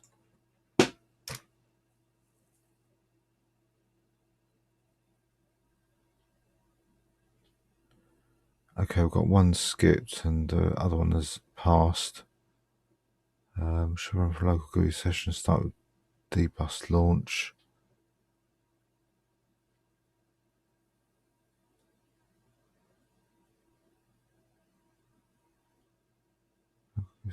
Dbus launch. Oh, does that mean we need to run the test with dbus launch?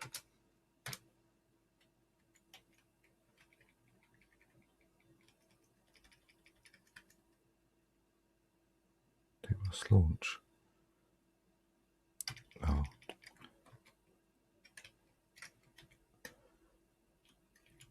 Is it like this we need to run it? No. Why does that command not found?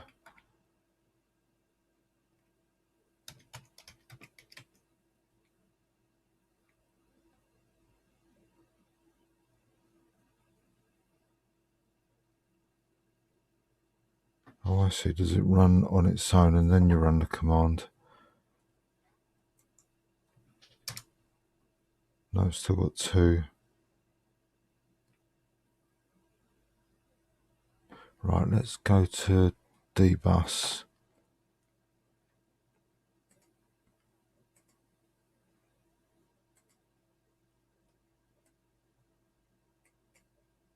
Oh, didn't want to do that, but never mind.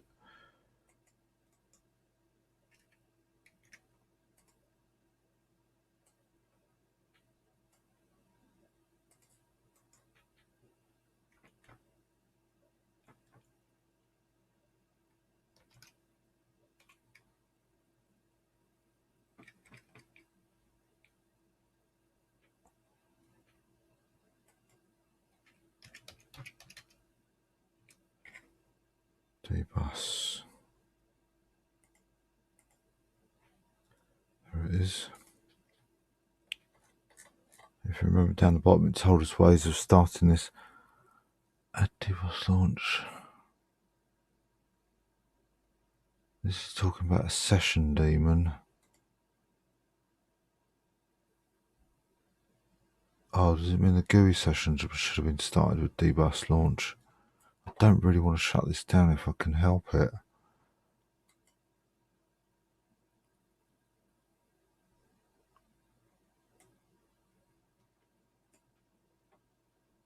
Oh, the example shown previously used dbus launch to specify programs to run this.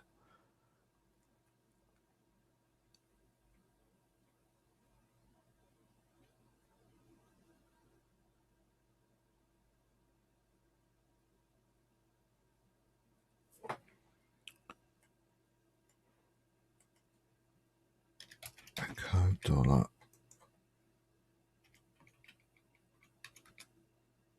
So that's actually not set, and yet it's set one here.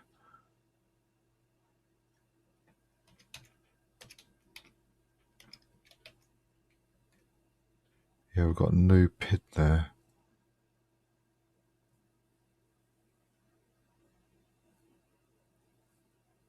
Yeah, I'm really not sure how this works.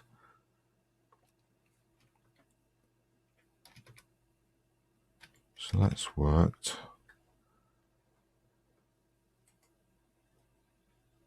Let's try running Ninja test by itself, see how that behaves with this dbus launch. No, still 2 tests.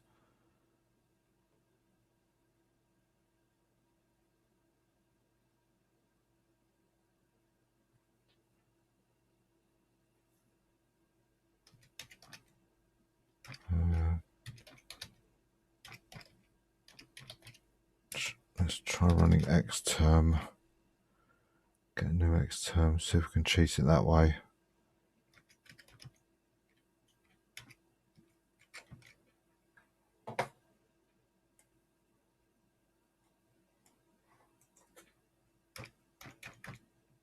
No. Okay, well I don't really want to shut this down because I'll be losing all these tabs I've got in the browsers. So I'm going to accept that that's a good enough test and complete it by installing the package.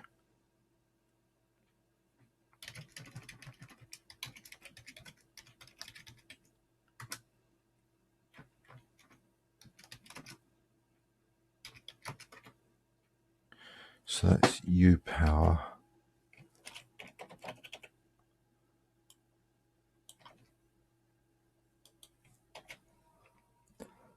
So let's shut that down and back to Python modules.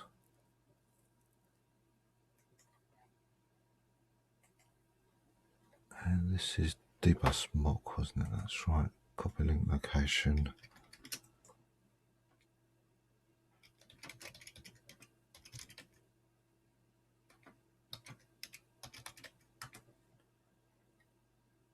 So now we should have everything for this one. Build it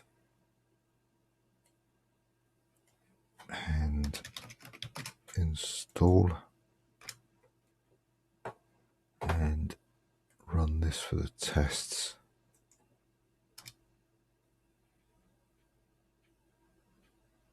So several warnings about upcoming API changes in later versions of Python printed during tests, so we can ignore them.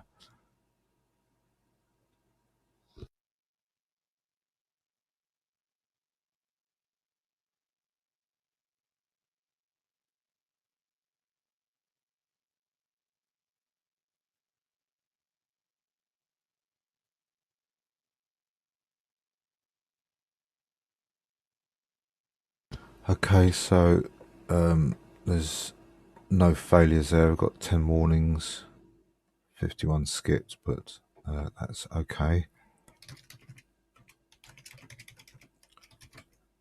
So Python debus mock, which is a Python module. Python debus mock 0381, is it? Yes, it is. Okay, that's good. So let's go back and retry Polkit now.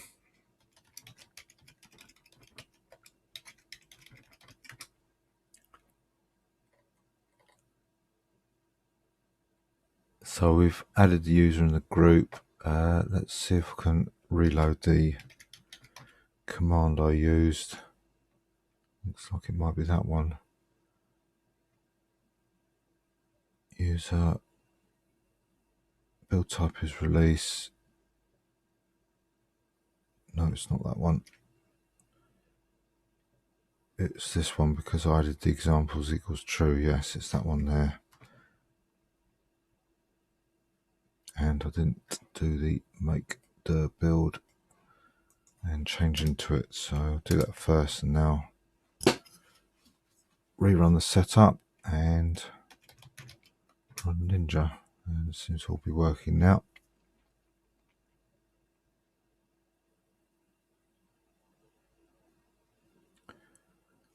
Okay.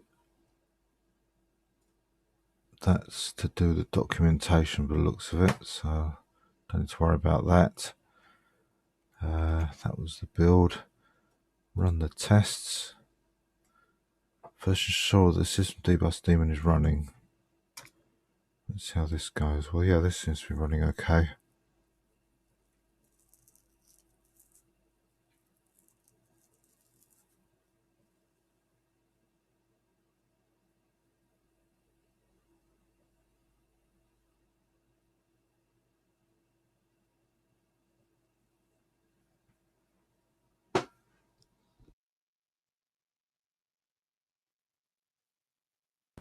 Yep, they all passed, so I'm going to install that now. And that's complete.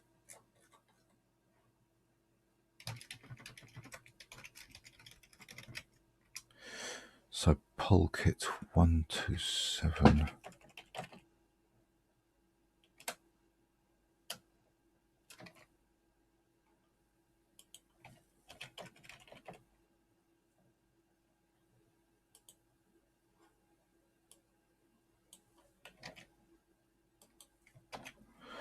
Right, that's done.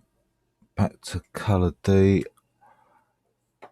And we've got the Polkit, got system D, got a working version of Valor installed, GNOME desktop. I don't know if that means the whole desktop or not. I'm going to open that on another browser so I don't alter the color of that. GNOME desktop. Oh, it looks like it is part of the GNOME, one of the GNOME libraries.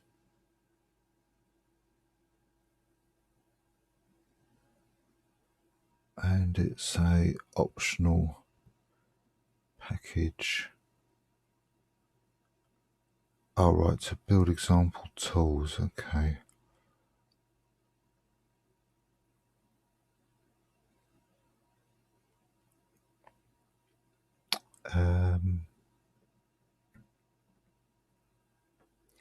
I think I might leave that until I build GNOME because it's one of the libraries that has to be built on the way to building GNOME, and I can rebuild ColorD to get those examples. So I think that's the path I'm going to take.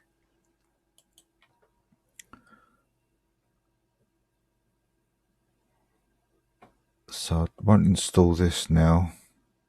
We've got all of these, I'm pretty sure. Let's double check.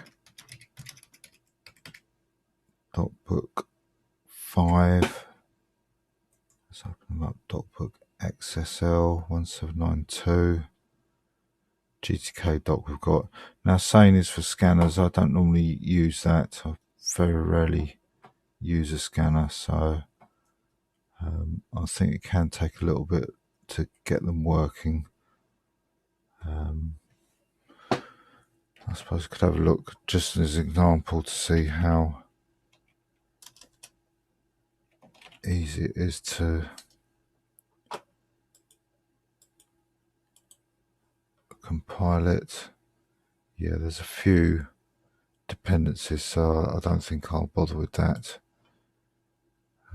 It looks like something that has to be done later on in the build to get that to be in a position to be compiled anyway.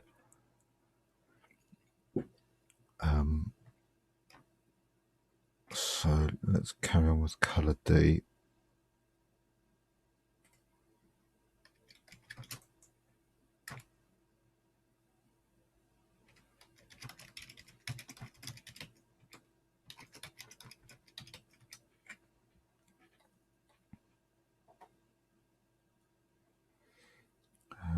That one should be changed. So again, we've got a user and a group to create here.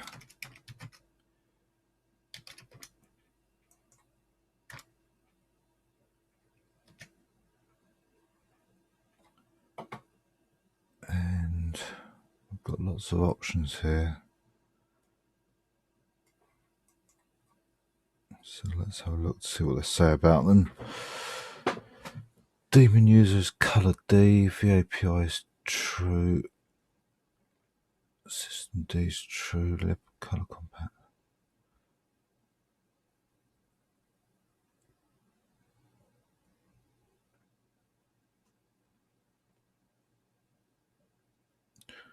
Disable the building of documentation. Well, we can remove that because we've got that. We can get documentation. Sorry, that was man equals false. Now, why have they done that? Let's remove that as well. The man and the docs. There's a chance that I have known for some packages when you create the man pages have been broken in the past. So there's a possible reason, especially as it's not mentioned, although you would expect it to be mentioned.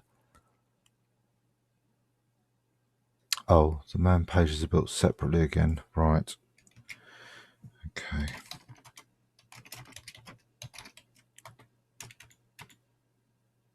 So bash completion is false, so just got to add on man equals false, and they build them separately.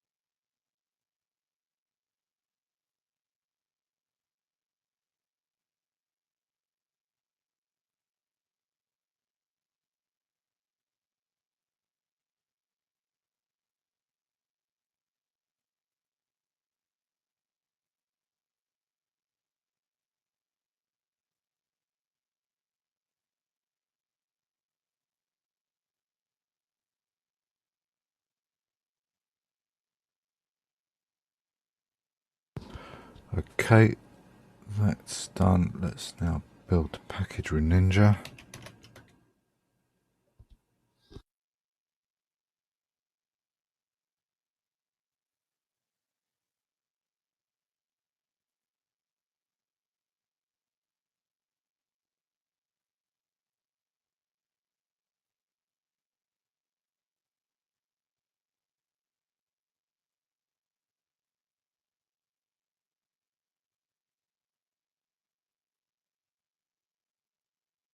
And that's done.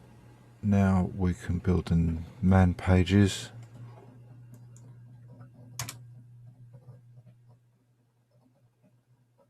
Once that's all done, and install.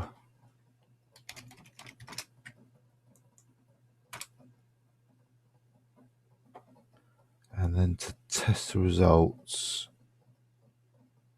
again it says must be run with the system-wide dbus running. Well, I believe it is running. So let's run that. Yes, they're running.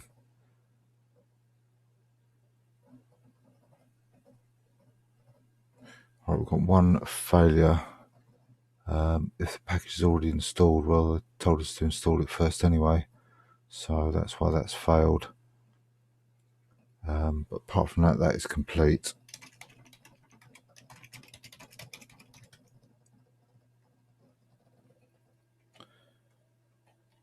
So remove that and add that to the spreadsheet, and rebuild after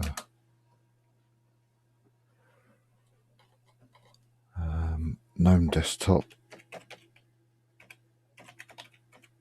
and color the GTK for examples.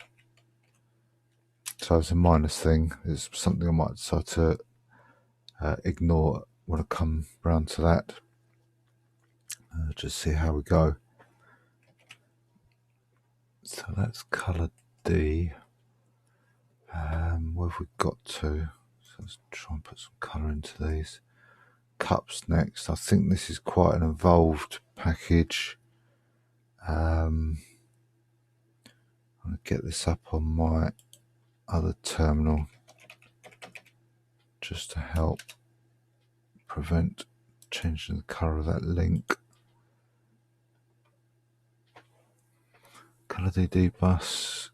Alright, needs GNU TLS, Color D, dbus, libUSB PAM, XDG utils is one we'd have to install, I think.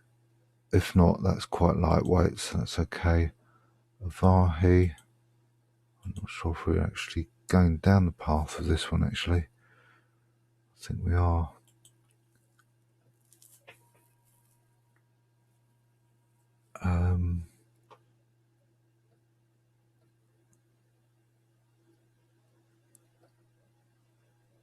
The cups filters we'll need as well.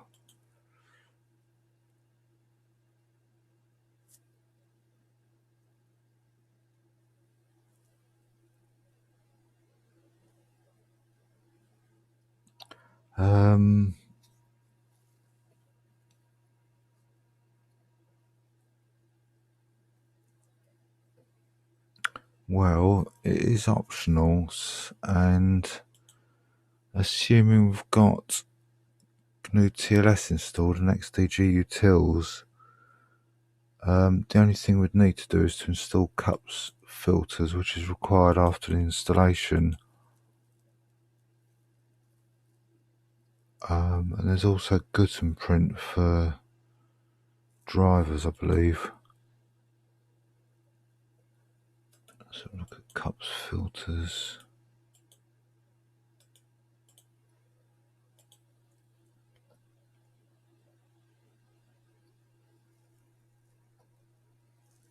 Right, cups filters has got lots of dependencies. Yeah, we won't be able to use this yet because it needs ghost print.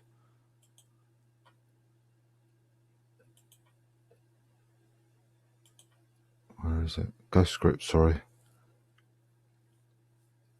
So I'll have to come back to do GTK3 at another point after cups is installed.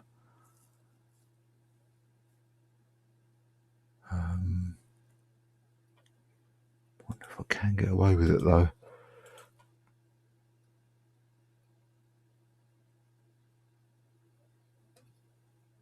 Oh, the cups filters package is only needed to have libcup filters 2 and ppd 2 filter functions of cups 2.x. It should not be needed for cups 3.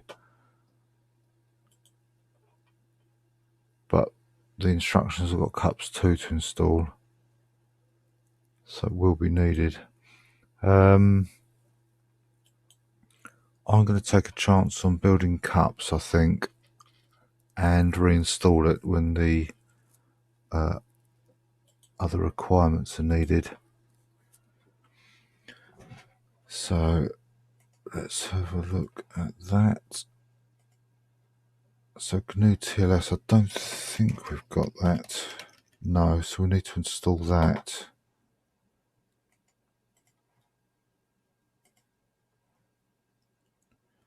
Nettle we've got. Makes libunistring we've got. libtasm we've got. P11 kit we've got.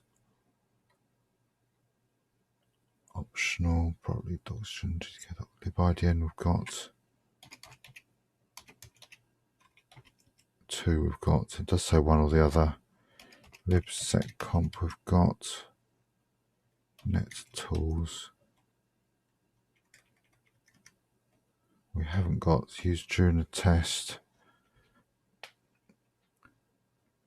So really it's only NetTools and TextLive we haven't got. So again, this would probably need to be reinstalled, at least for TextLive. So look at NetTools. So that's easy enough. Okay, let's do this then.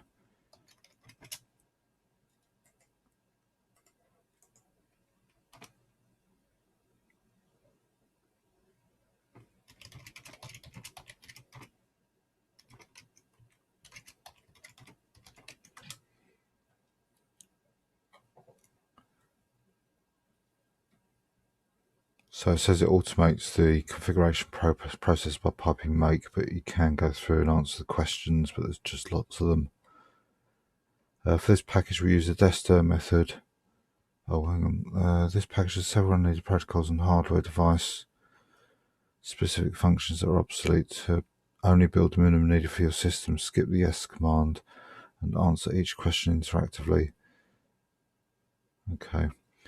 For this package, we use Dester method of installation in order to easily remove files from the build that overwrite those tools we want to keep or not appropriate for our system. So we'll follow what they do here. It sounds a little bit, well, not complicated, but a bit messy.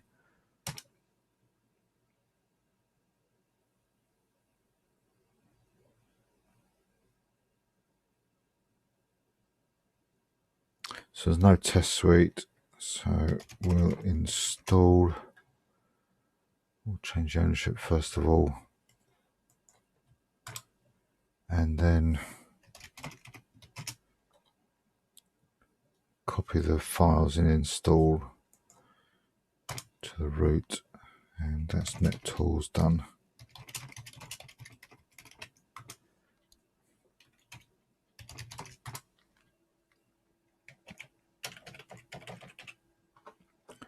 So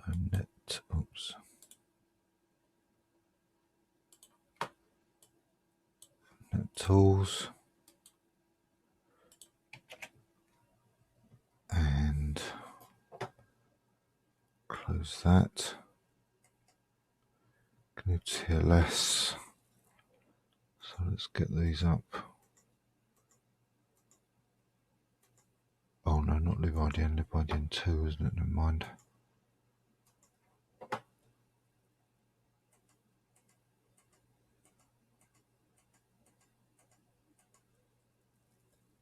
So it's just TextLive to rebuild this one for. Copy link location.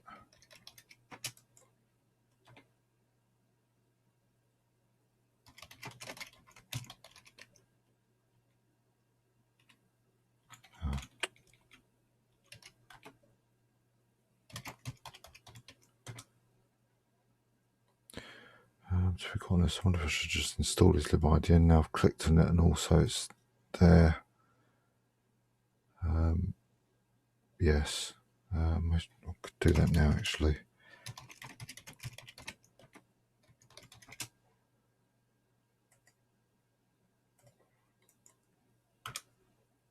We've got all of these apart from Emacs, which I think is quite involved and I don't use anyway.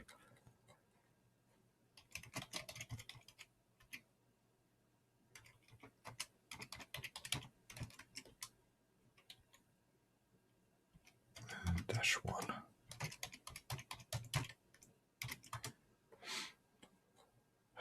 So configure and make. Oh, and we can enable Java as well, which we've got. So let's put that in. Don't want to build the API documentation. Let's see if we can build a Java implementation libIDN.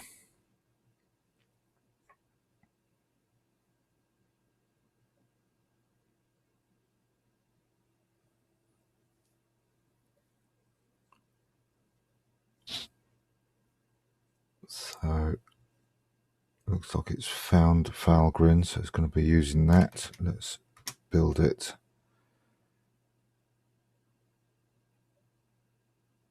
That looks serious, that flowchart. Okay, well it seems to have completed. I'm not sure what that colourful diagram was about. Let's go back and have a look. Okay, I think it's warning about some overflow. Run the tests.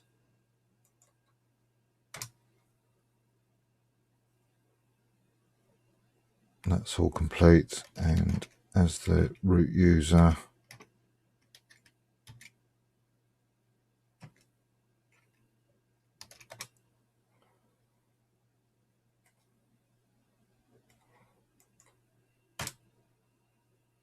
that's all complete.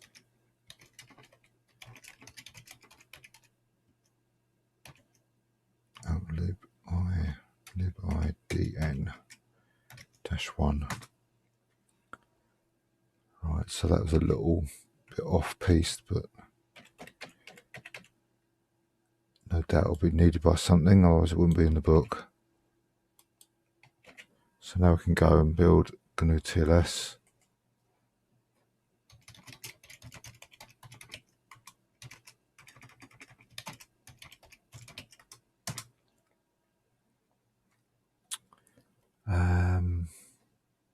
We've got Valgrind, haven't we?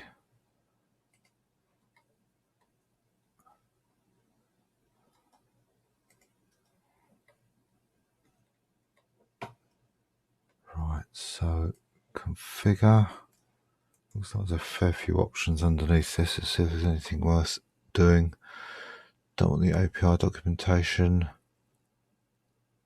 Use this switch if you wish to build the OpenSSL compatibility library. We could do that. We've got P11 kit. We've got libunistring. This switch completely disables DSA algorithm support, so that's not there, so I won't bother with that one.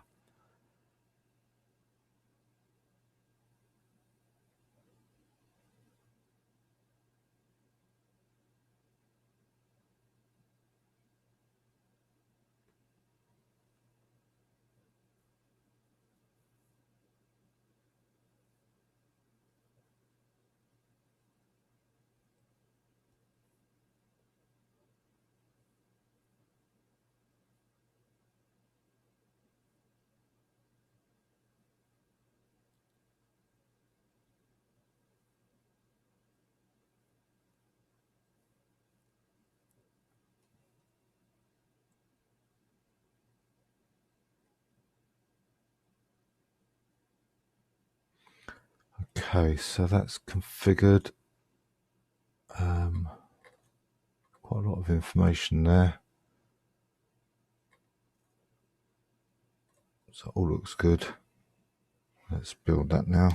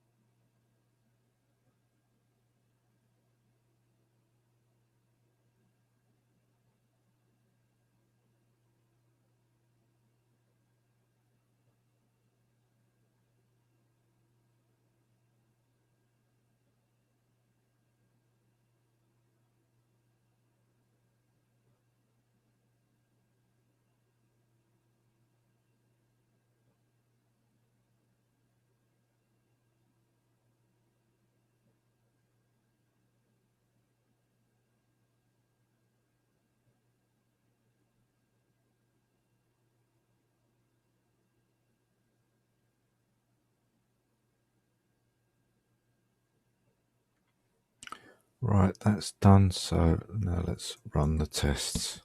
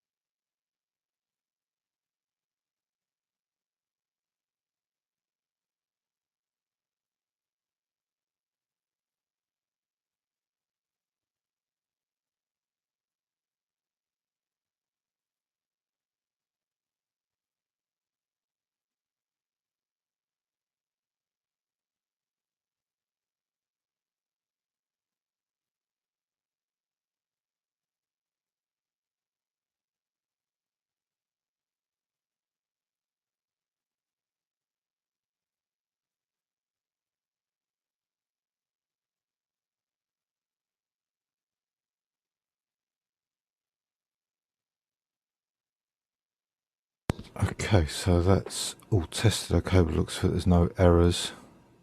Got 9 passes.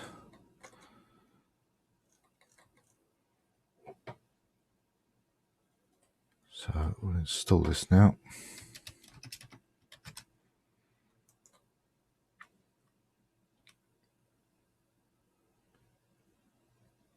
And that's done.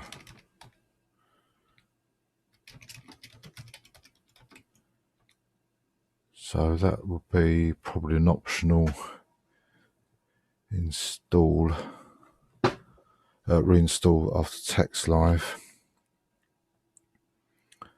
So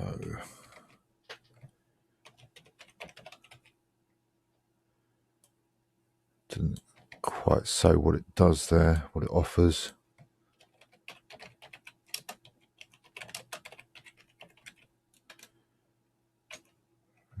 Okay, and I'll shut that one down for now. Cups, so we've got GNU TLS, XDG utils, XDG, no we haven't got that. So let's put that in.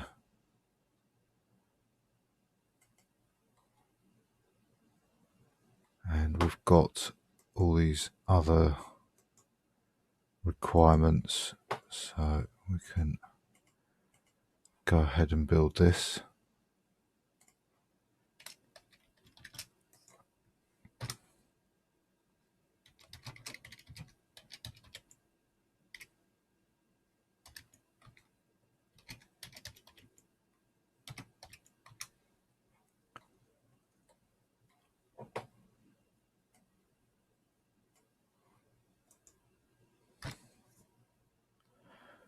And it says about the test that must be made from an X window based session. There are several runtime requirements for running the test, including browser and an MTA.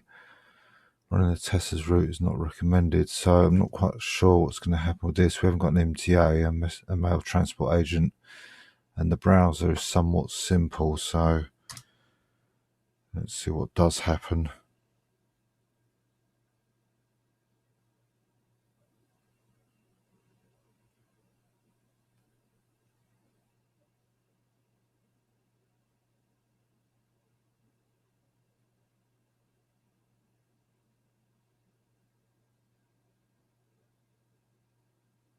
Yeah, some of the email tests are failing, so that's probably because the MTA is missing.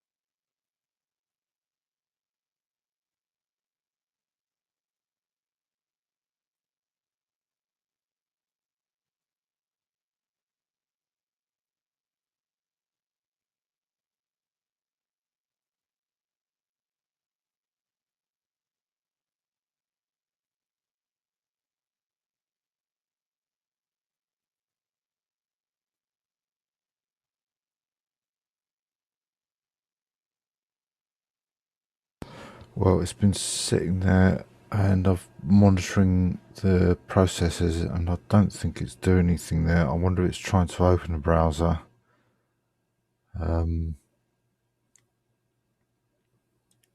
So I wonder if there's any benefit in running these until we've got a browser that is capable of being opened. I did wonder if this Dillo, or it may even be the environment, the windowing environment, that's not capable of communicating with this program, perhaps. So I'm going to abort this. Let's see if this changes anything.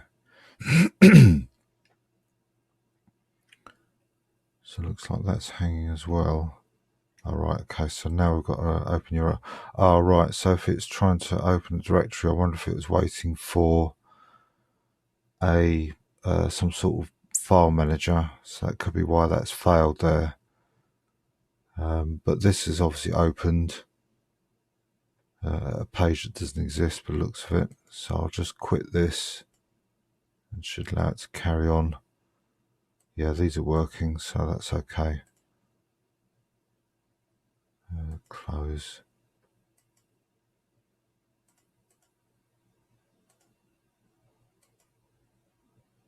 Yeah, so obviously different ways of opening a HTML file. It says warn for each one of them, so I'm not sure what the warning is, but it clearly worked. It may be the delay in the wireframe of the window coming up and me clicking it. Default MIME launch. See, I think this is going to fail. So test file icon. Yeah, I think. Yeah. So that one interrupted it by the looks of it. So I think this would need to be reinstalled, or reinstalled and tested, or rebuilt and tested after a more suitable graphical environment has been installed. So let's do make install, and I'll put this in xtg utils,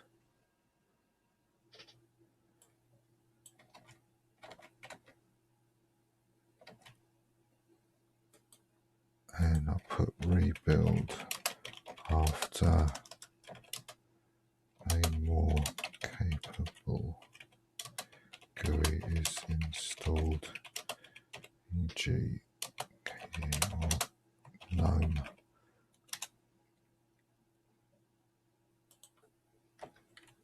to allow tests to complete. Right, so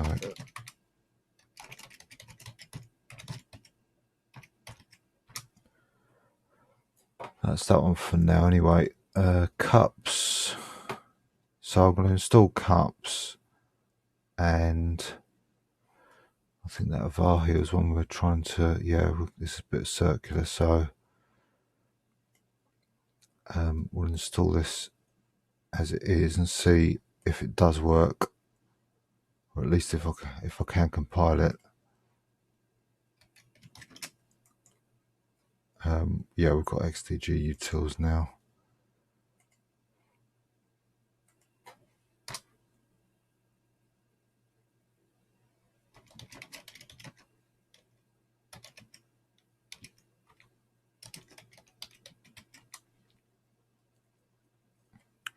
There used to be a conflict between cups libUSB backend and the USB LP kernel driver. There is no longer the case, and the cups will work with both of these enabled.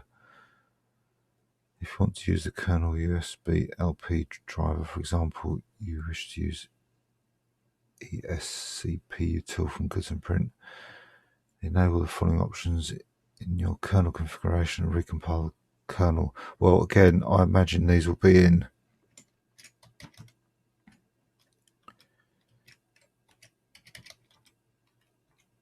But let's check.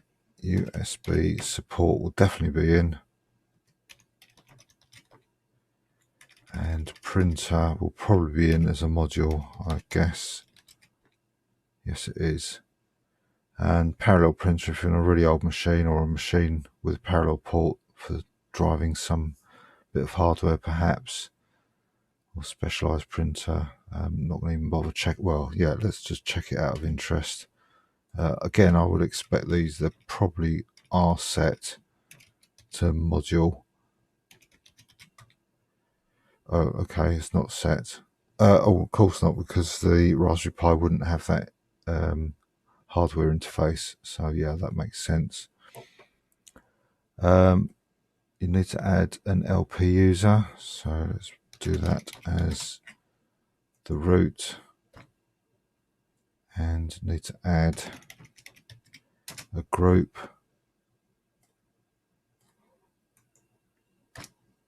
and modify the user to be part of that group to enable it to print. Sudo to do that. Probably have to re-log in to do that, so I'll change that to there, su minus Kernotex.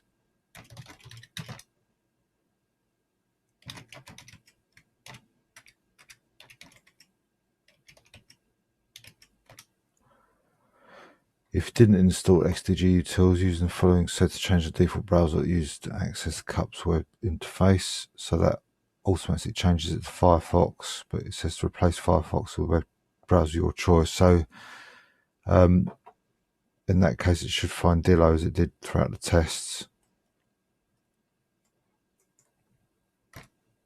Make a change there. Build CUPS with this. Have we got any other options? There's a couple there. Let's put this in and read. Oops.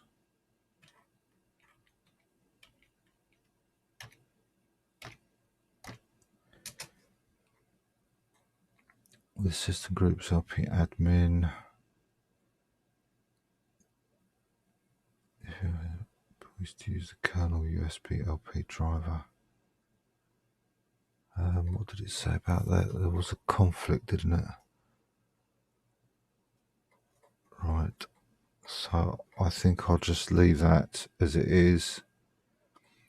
Enable libpaper. Right, we haven't got libpaper installed, so we can't use that.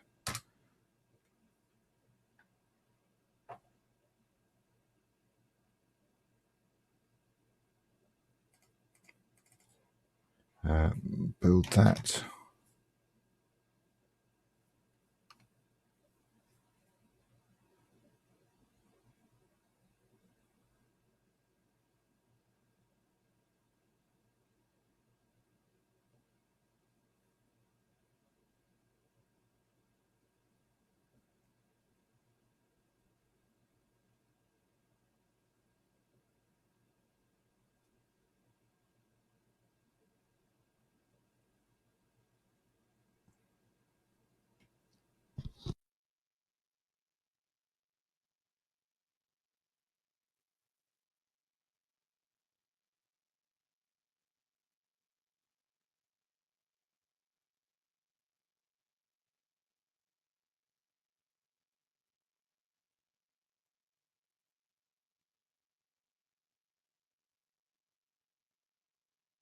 That's built. So let's run the tests.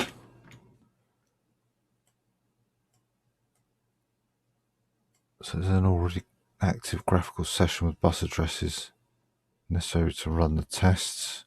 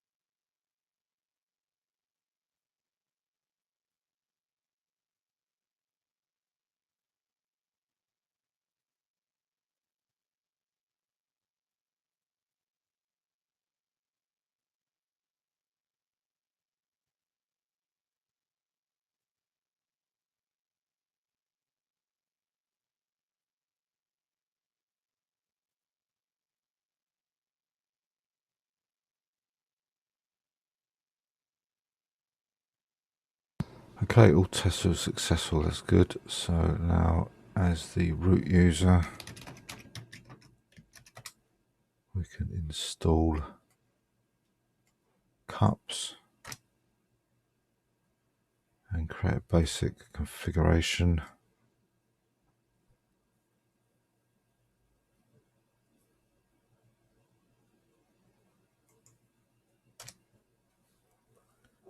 And it says package installs icon finds in the user share icons high color hierarchy, and you can improve system performance and memory usage by updating that index.theme.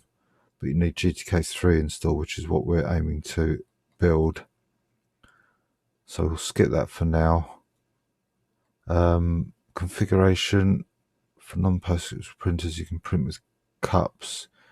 You need to install GhostScript, convert PostScript to raster, and a driver, e.g. from Gutenprint. Fumatic drivers use GhostScript and convert to PostScript to a printable form directly, but this is considered suboptimal by cups developers. So I'm going to just enable basic cups for now, because we haven't got the extra options, and it's just to get GTK installed really. So we'll put this in for PAM, and then we need to put this in to start the cups daemon, and that's enough for now. So I'm going to add that in cups,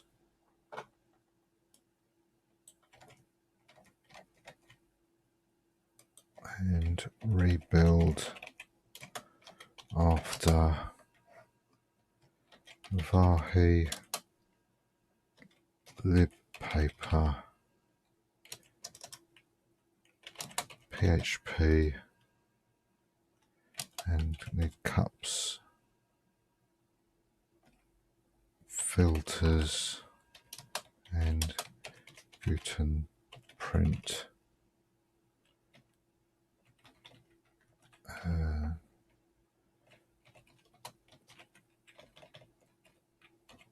need to be installed. Right. Okay. So close that down. Let's tidy this up. So hopefully that satisfies GTK. So that's that one. Events, runtime for the print previewer.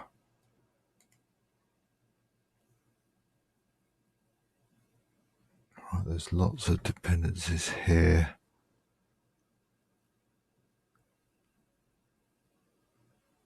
Let's see what we can do with this. So add way to icon theme. Let's just check. No, we haven't got that. Let's get that installed.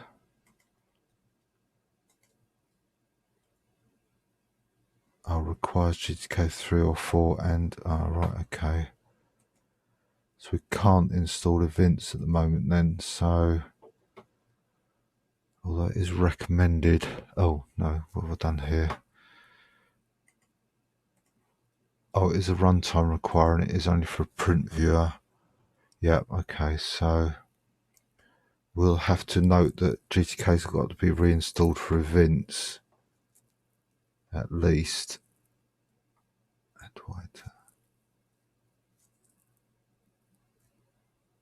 And that adwaiter is a recommendation at runtime for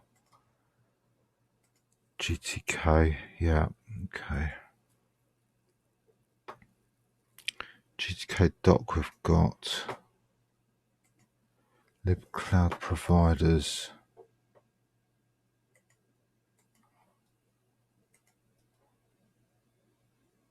Okay, we can build this.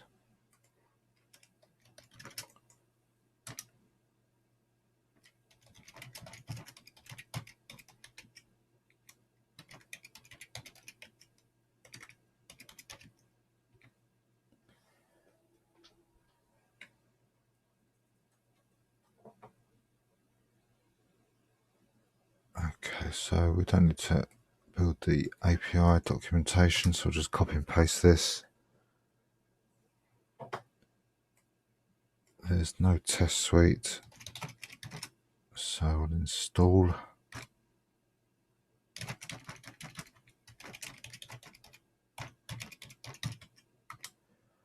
Cloud providers, and that's done.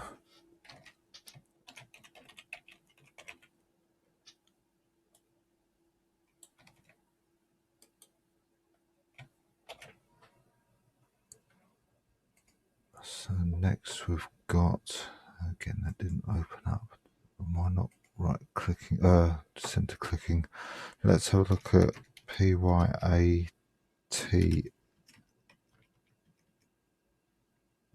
That's not installed either.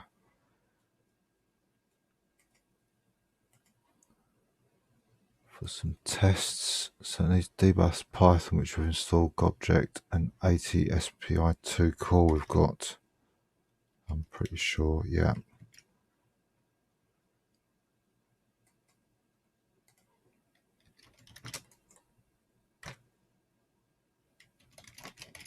PYAT-SPI.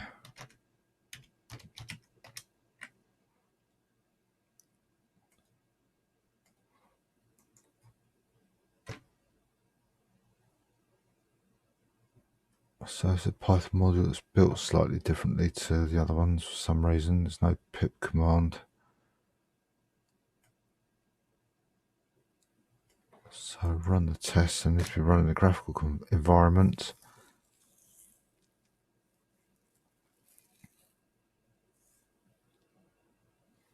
And that's a pass, so let's install.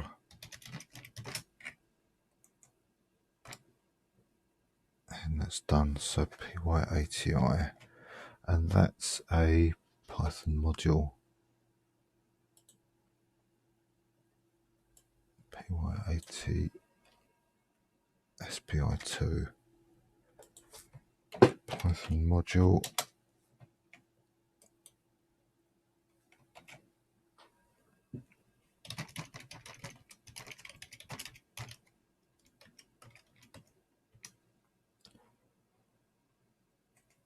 And the next one we've got is SASSC.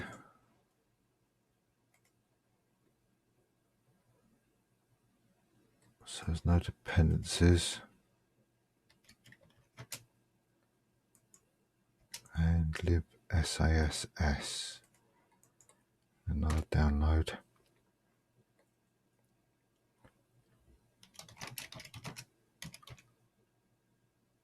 Sorry, SASSC. So first of all, build the library, so it extracts the other tarball first and builds that.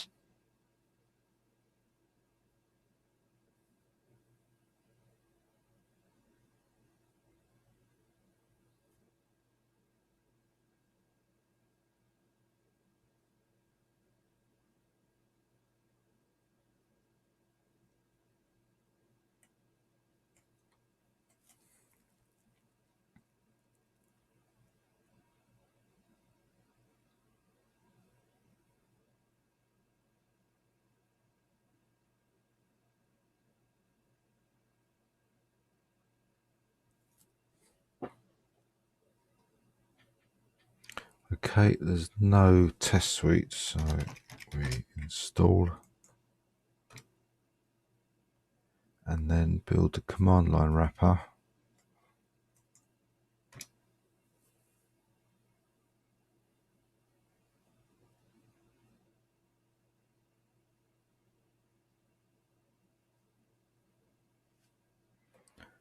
and install that. That's done. Let's say SSC.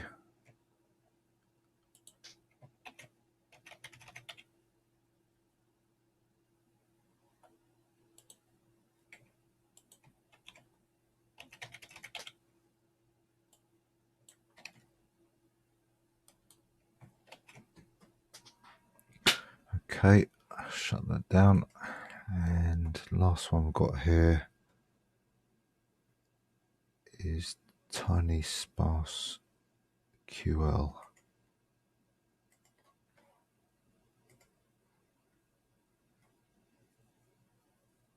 So we've got a lot of the stuff here. You can see how various libraries are shared amongst different tools, packages,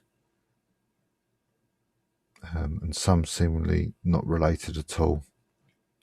So that was ICU 4C782. Yeah, we've got that one.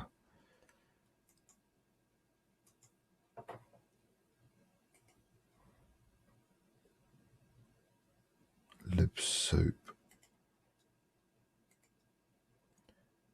Oh, this has got a lot.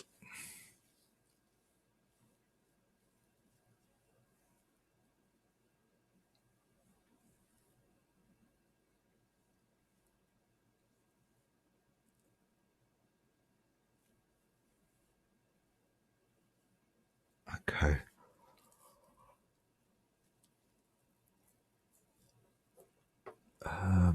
Let's see what we've got of required packages. glib, networking we haven't got. libpsl I think we've done. XML we've done. I'm not sure if it's running out of memory and forgetting some of these, you know. NGHTTP I think we've done as well. NGHTTP, yeah.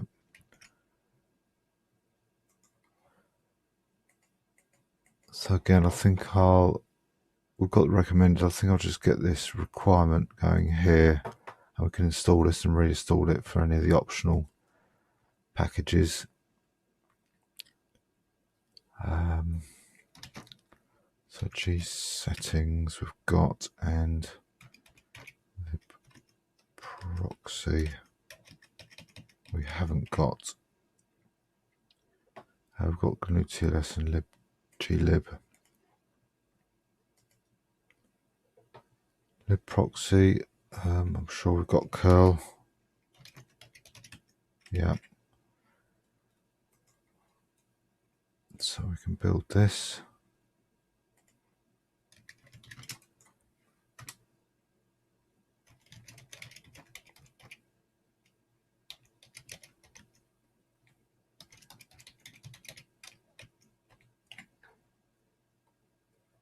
So there's no real options here as far as configuration is concerned.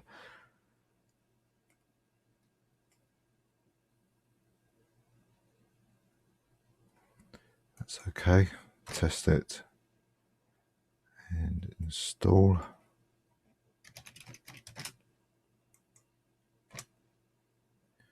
And still as a root, remove a useless static library. And while I'm here, I'll do the remove LA files. Yeah, there's a few of them there.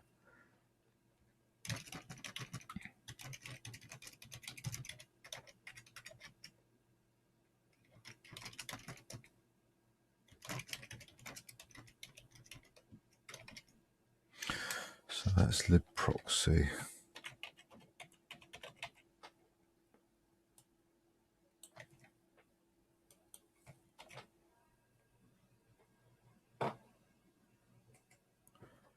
glib networking.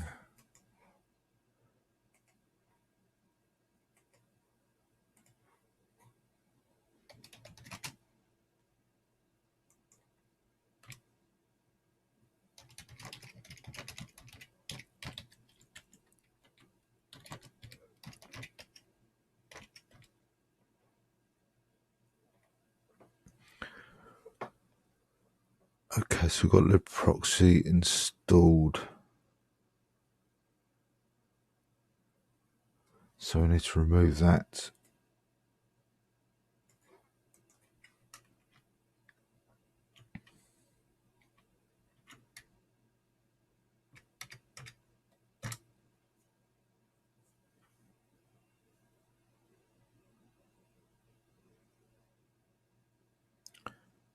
Okay, and we can run Ninja test.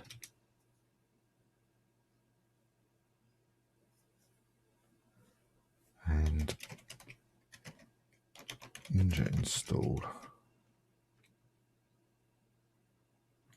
Minus E. That's better.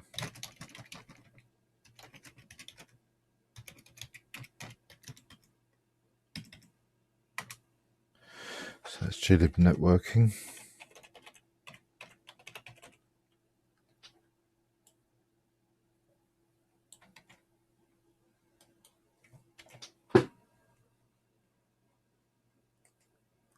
libsoup. Yep, so this will be a reinstall for the optional packages.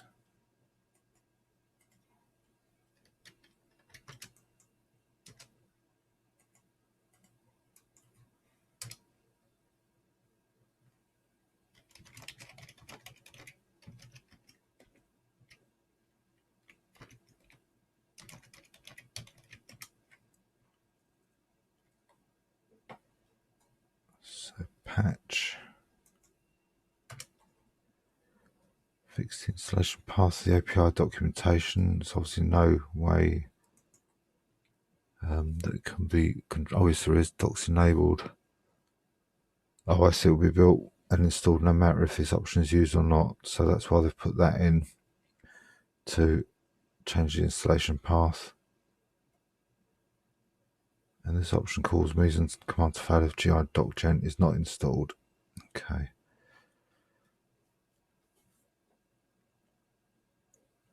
So we'll just copy and paste that.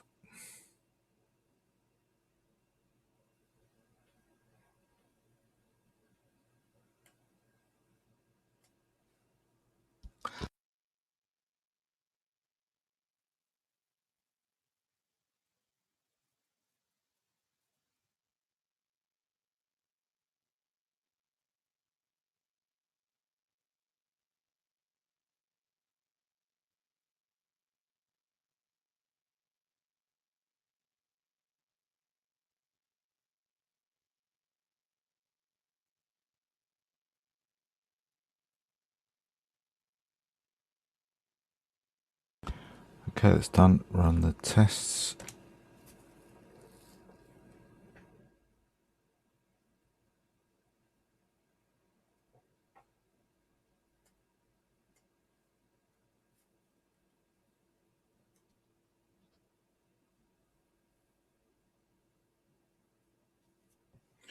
Okay, and install.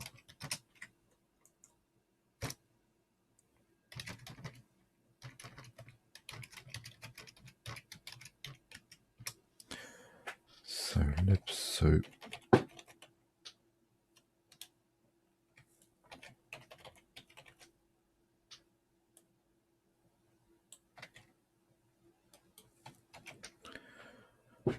And that needs to be reinstalled after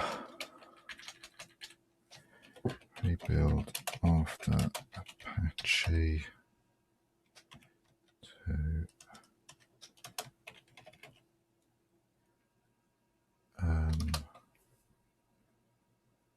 PHP Samba, and that's it probably. Yeah, I think that's it.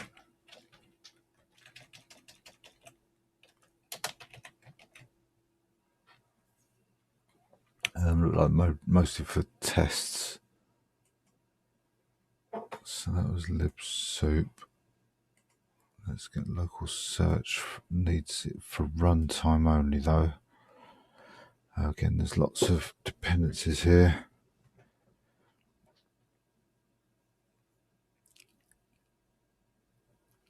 So gexiv2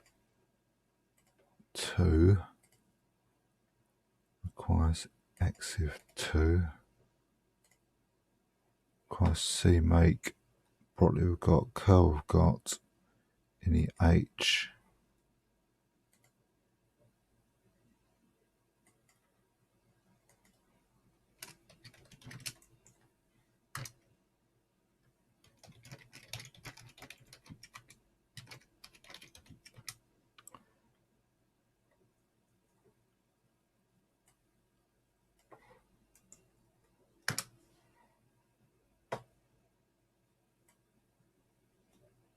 So it's built, run the tests, and install as root. Let's try that again. That's better.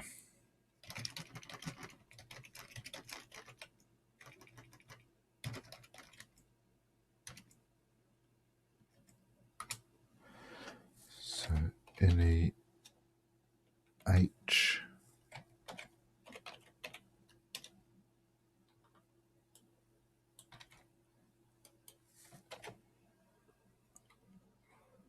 Close that down. What else do we need here? Nothing else. Could rebuild this after GraphViz has been built.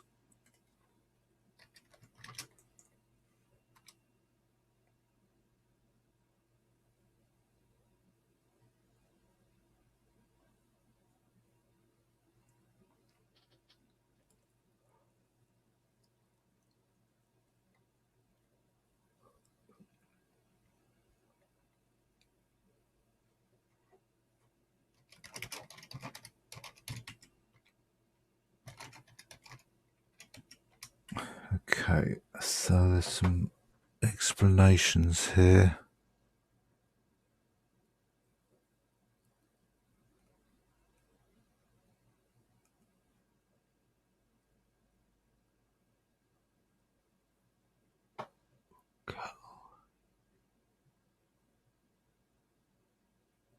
So use these last two if you've not installed any H or Brotli, so they're not there, so we can just copy this as it is.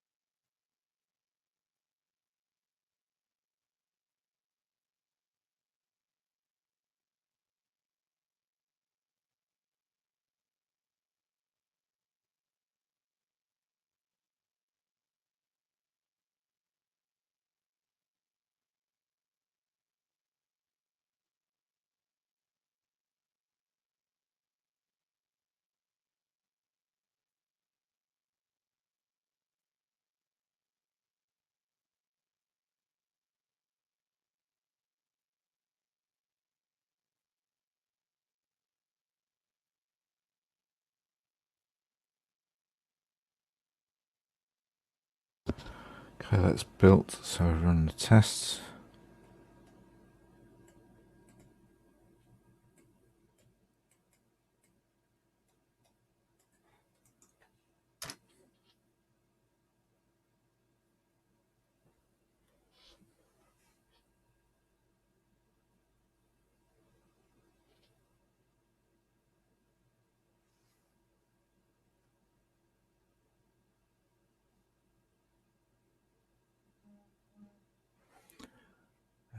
And now we'll install that, as that was 100% successful.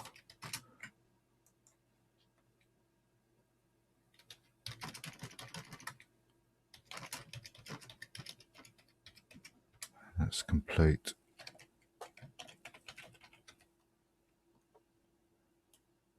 EXIF2, and I'll put rebuild after oxygen and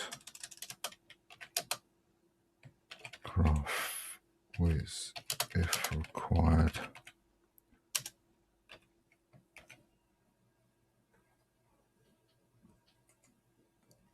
So now gexif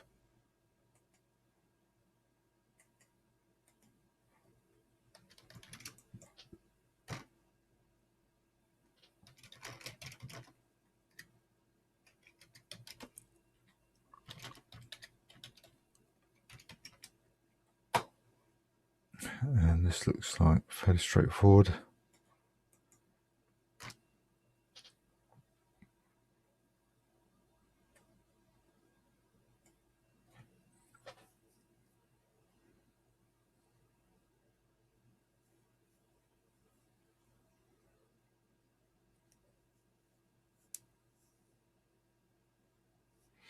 That's built. Let's run the tests.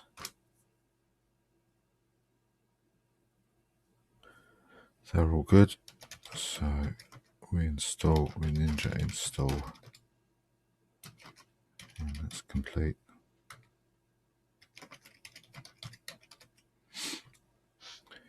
Gexif.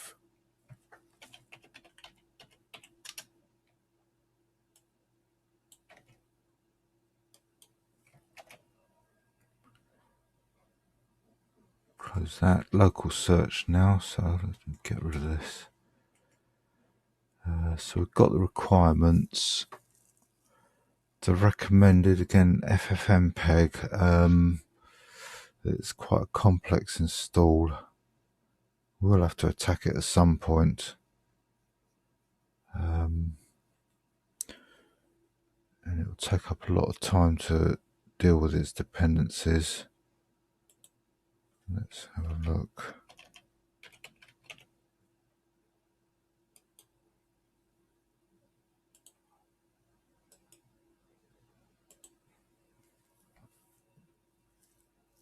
Yeah, it's got a great deal in there. In fact, the first two have already installed. In fact, I've probably installed most of the recommended.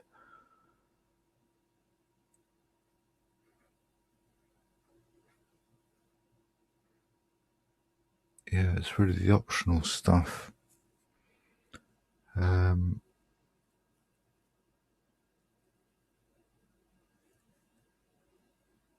we would need to rebuild this anyway.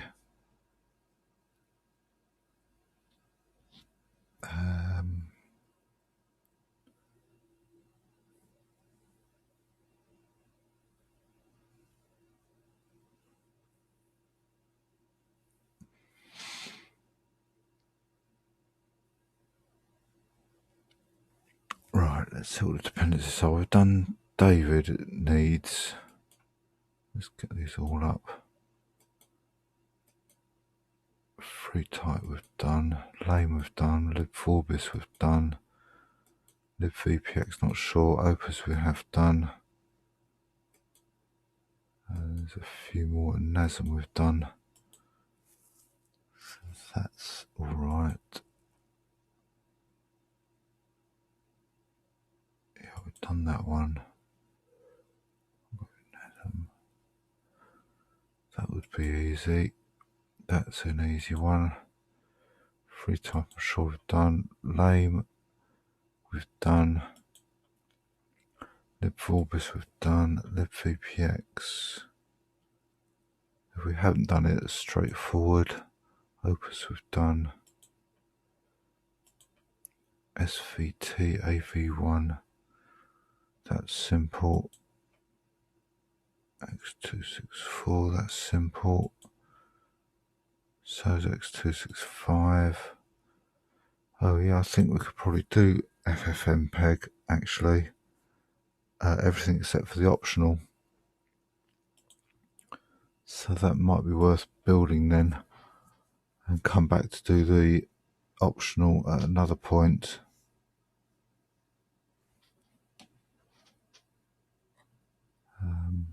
Possibly. May even. Oh, this is yeah. Let me load it.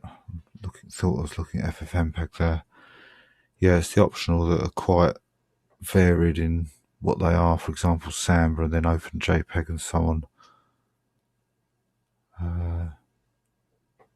Looks like maybe just I didn't look at the recommended actually, but recommended for libraries use, I guess. We can deal with.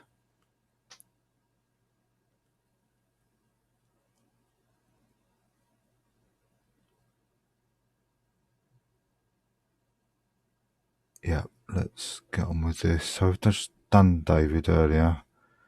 libaom we've done.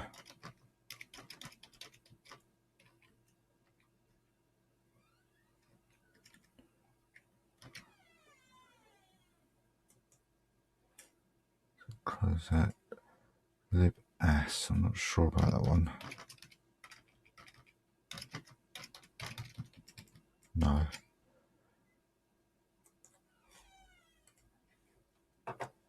So Fribidi I think we've done.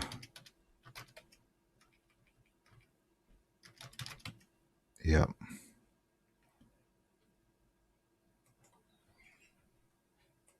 Font config we've done. And NASM we've done.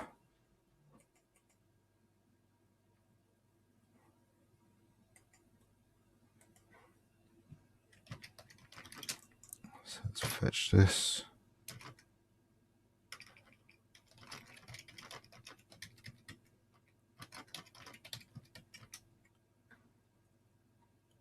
And build it.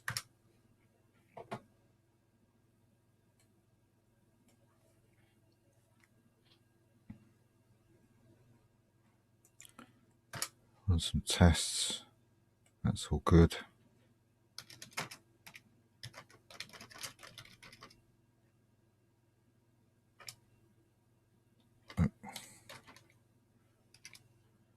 And that's installed. So libas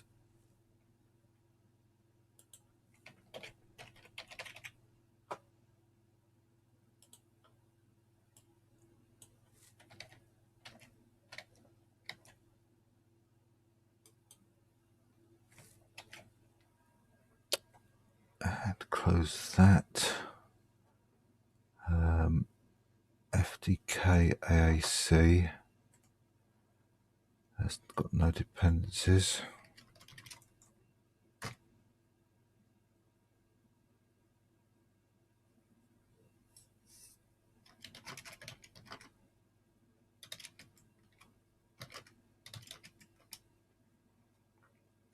So straightforward to build this.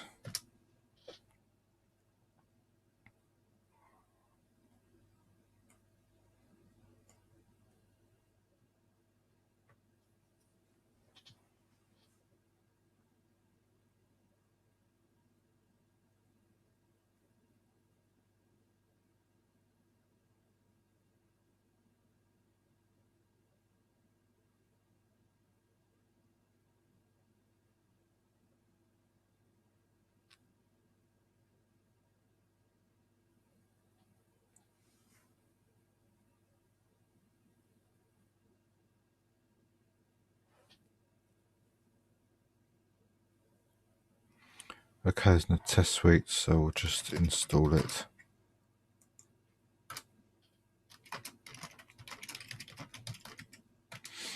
So FDK AAC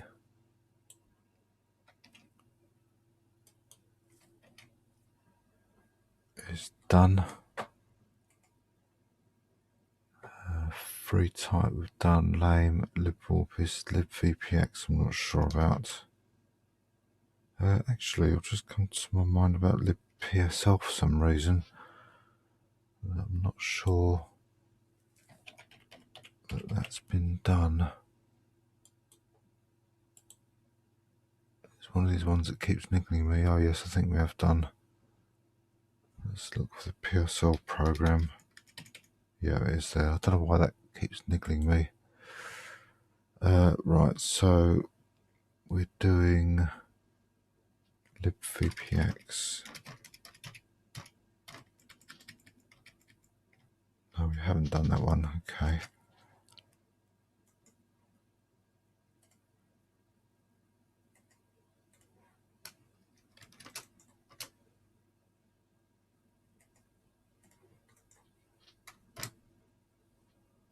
And this one needs YASM or NASM, which we've done, and we've got which, so that's fine.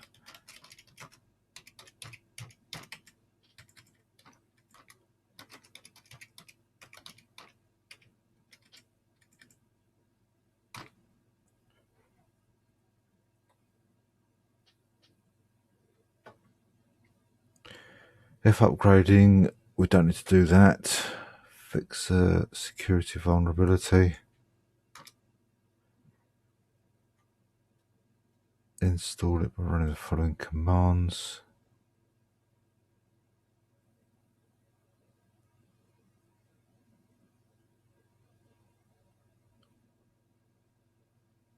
Okay. So that allows it to build without NASM and YASM, but it mentions optimization specific to 32-bit and 64-bit Intel architectures. So we'll have to see if that means that NASM would have customized itself to this processor, or YASM would have done. And looking at what it printed up then at the beginning, it looks like it has done. So that probably just means x86 and 64, because that's what the LFS or BLFS book targets.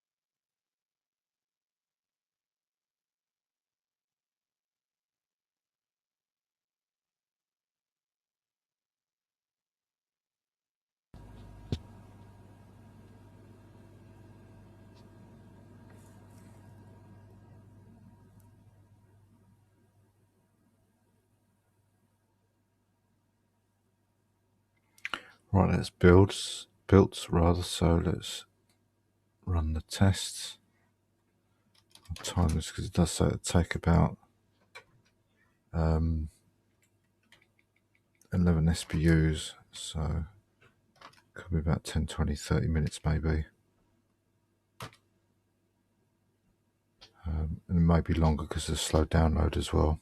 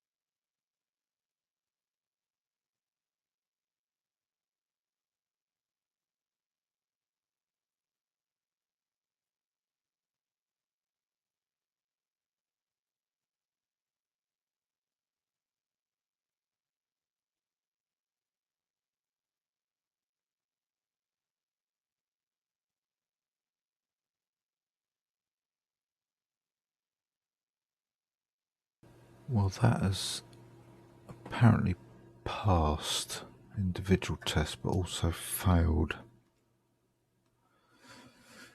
So, not quite sure what that means. Default error 2.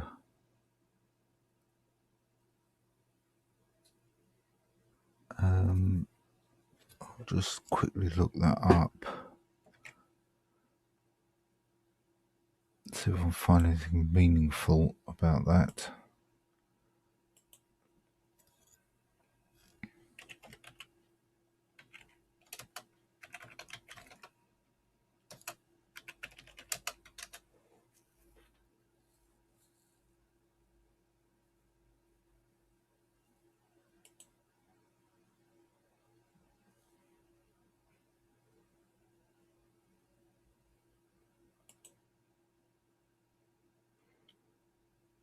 There doesn't seem to be anything specific to that. So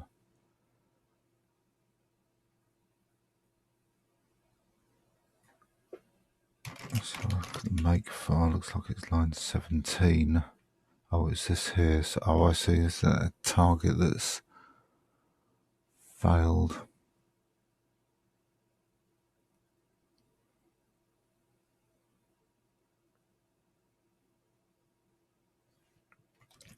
So maybe something earlier has failed.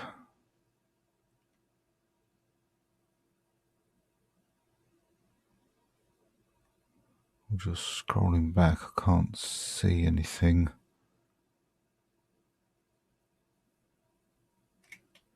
So nothing that jumps out.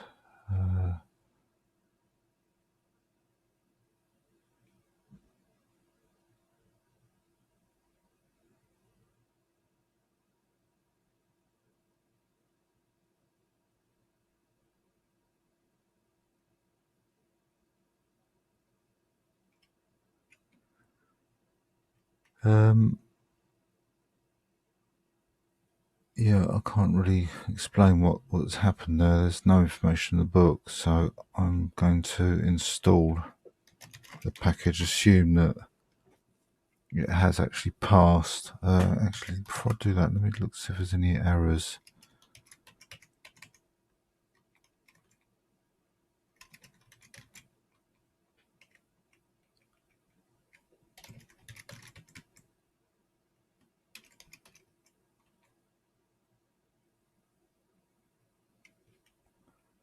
Okay, I can't see any logs as such.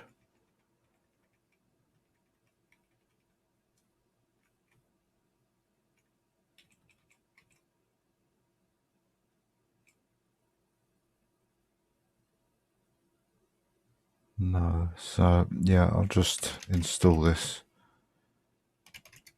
Was there anything I hadn't installed? No, nothing. Unless it's a capability of something like curl, but I doubt that. That seems to be working right. Yasm and Nasm, no. I'm not sure why that has failed.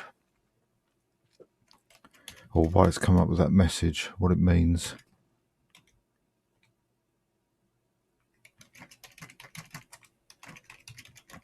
libvpx. I'll add that to the spreadsheet.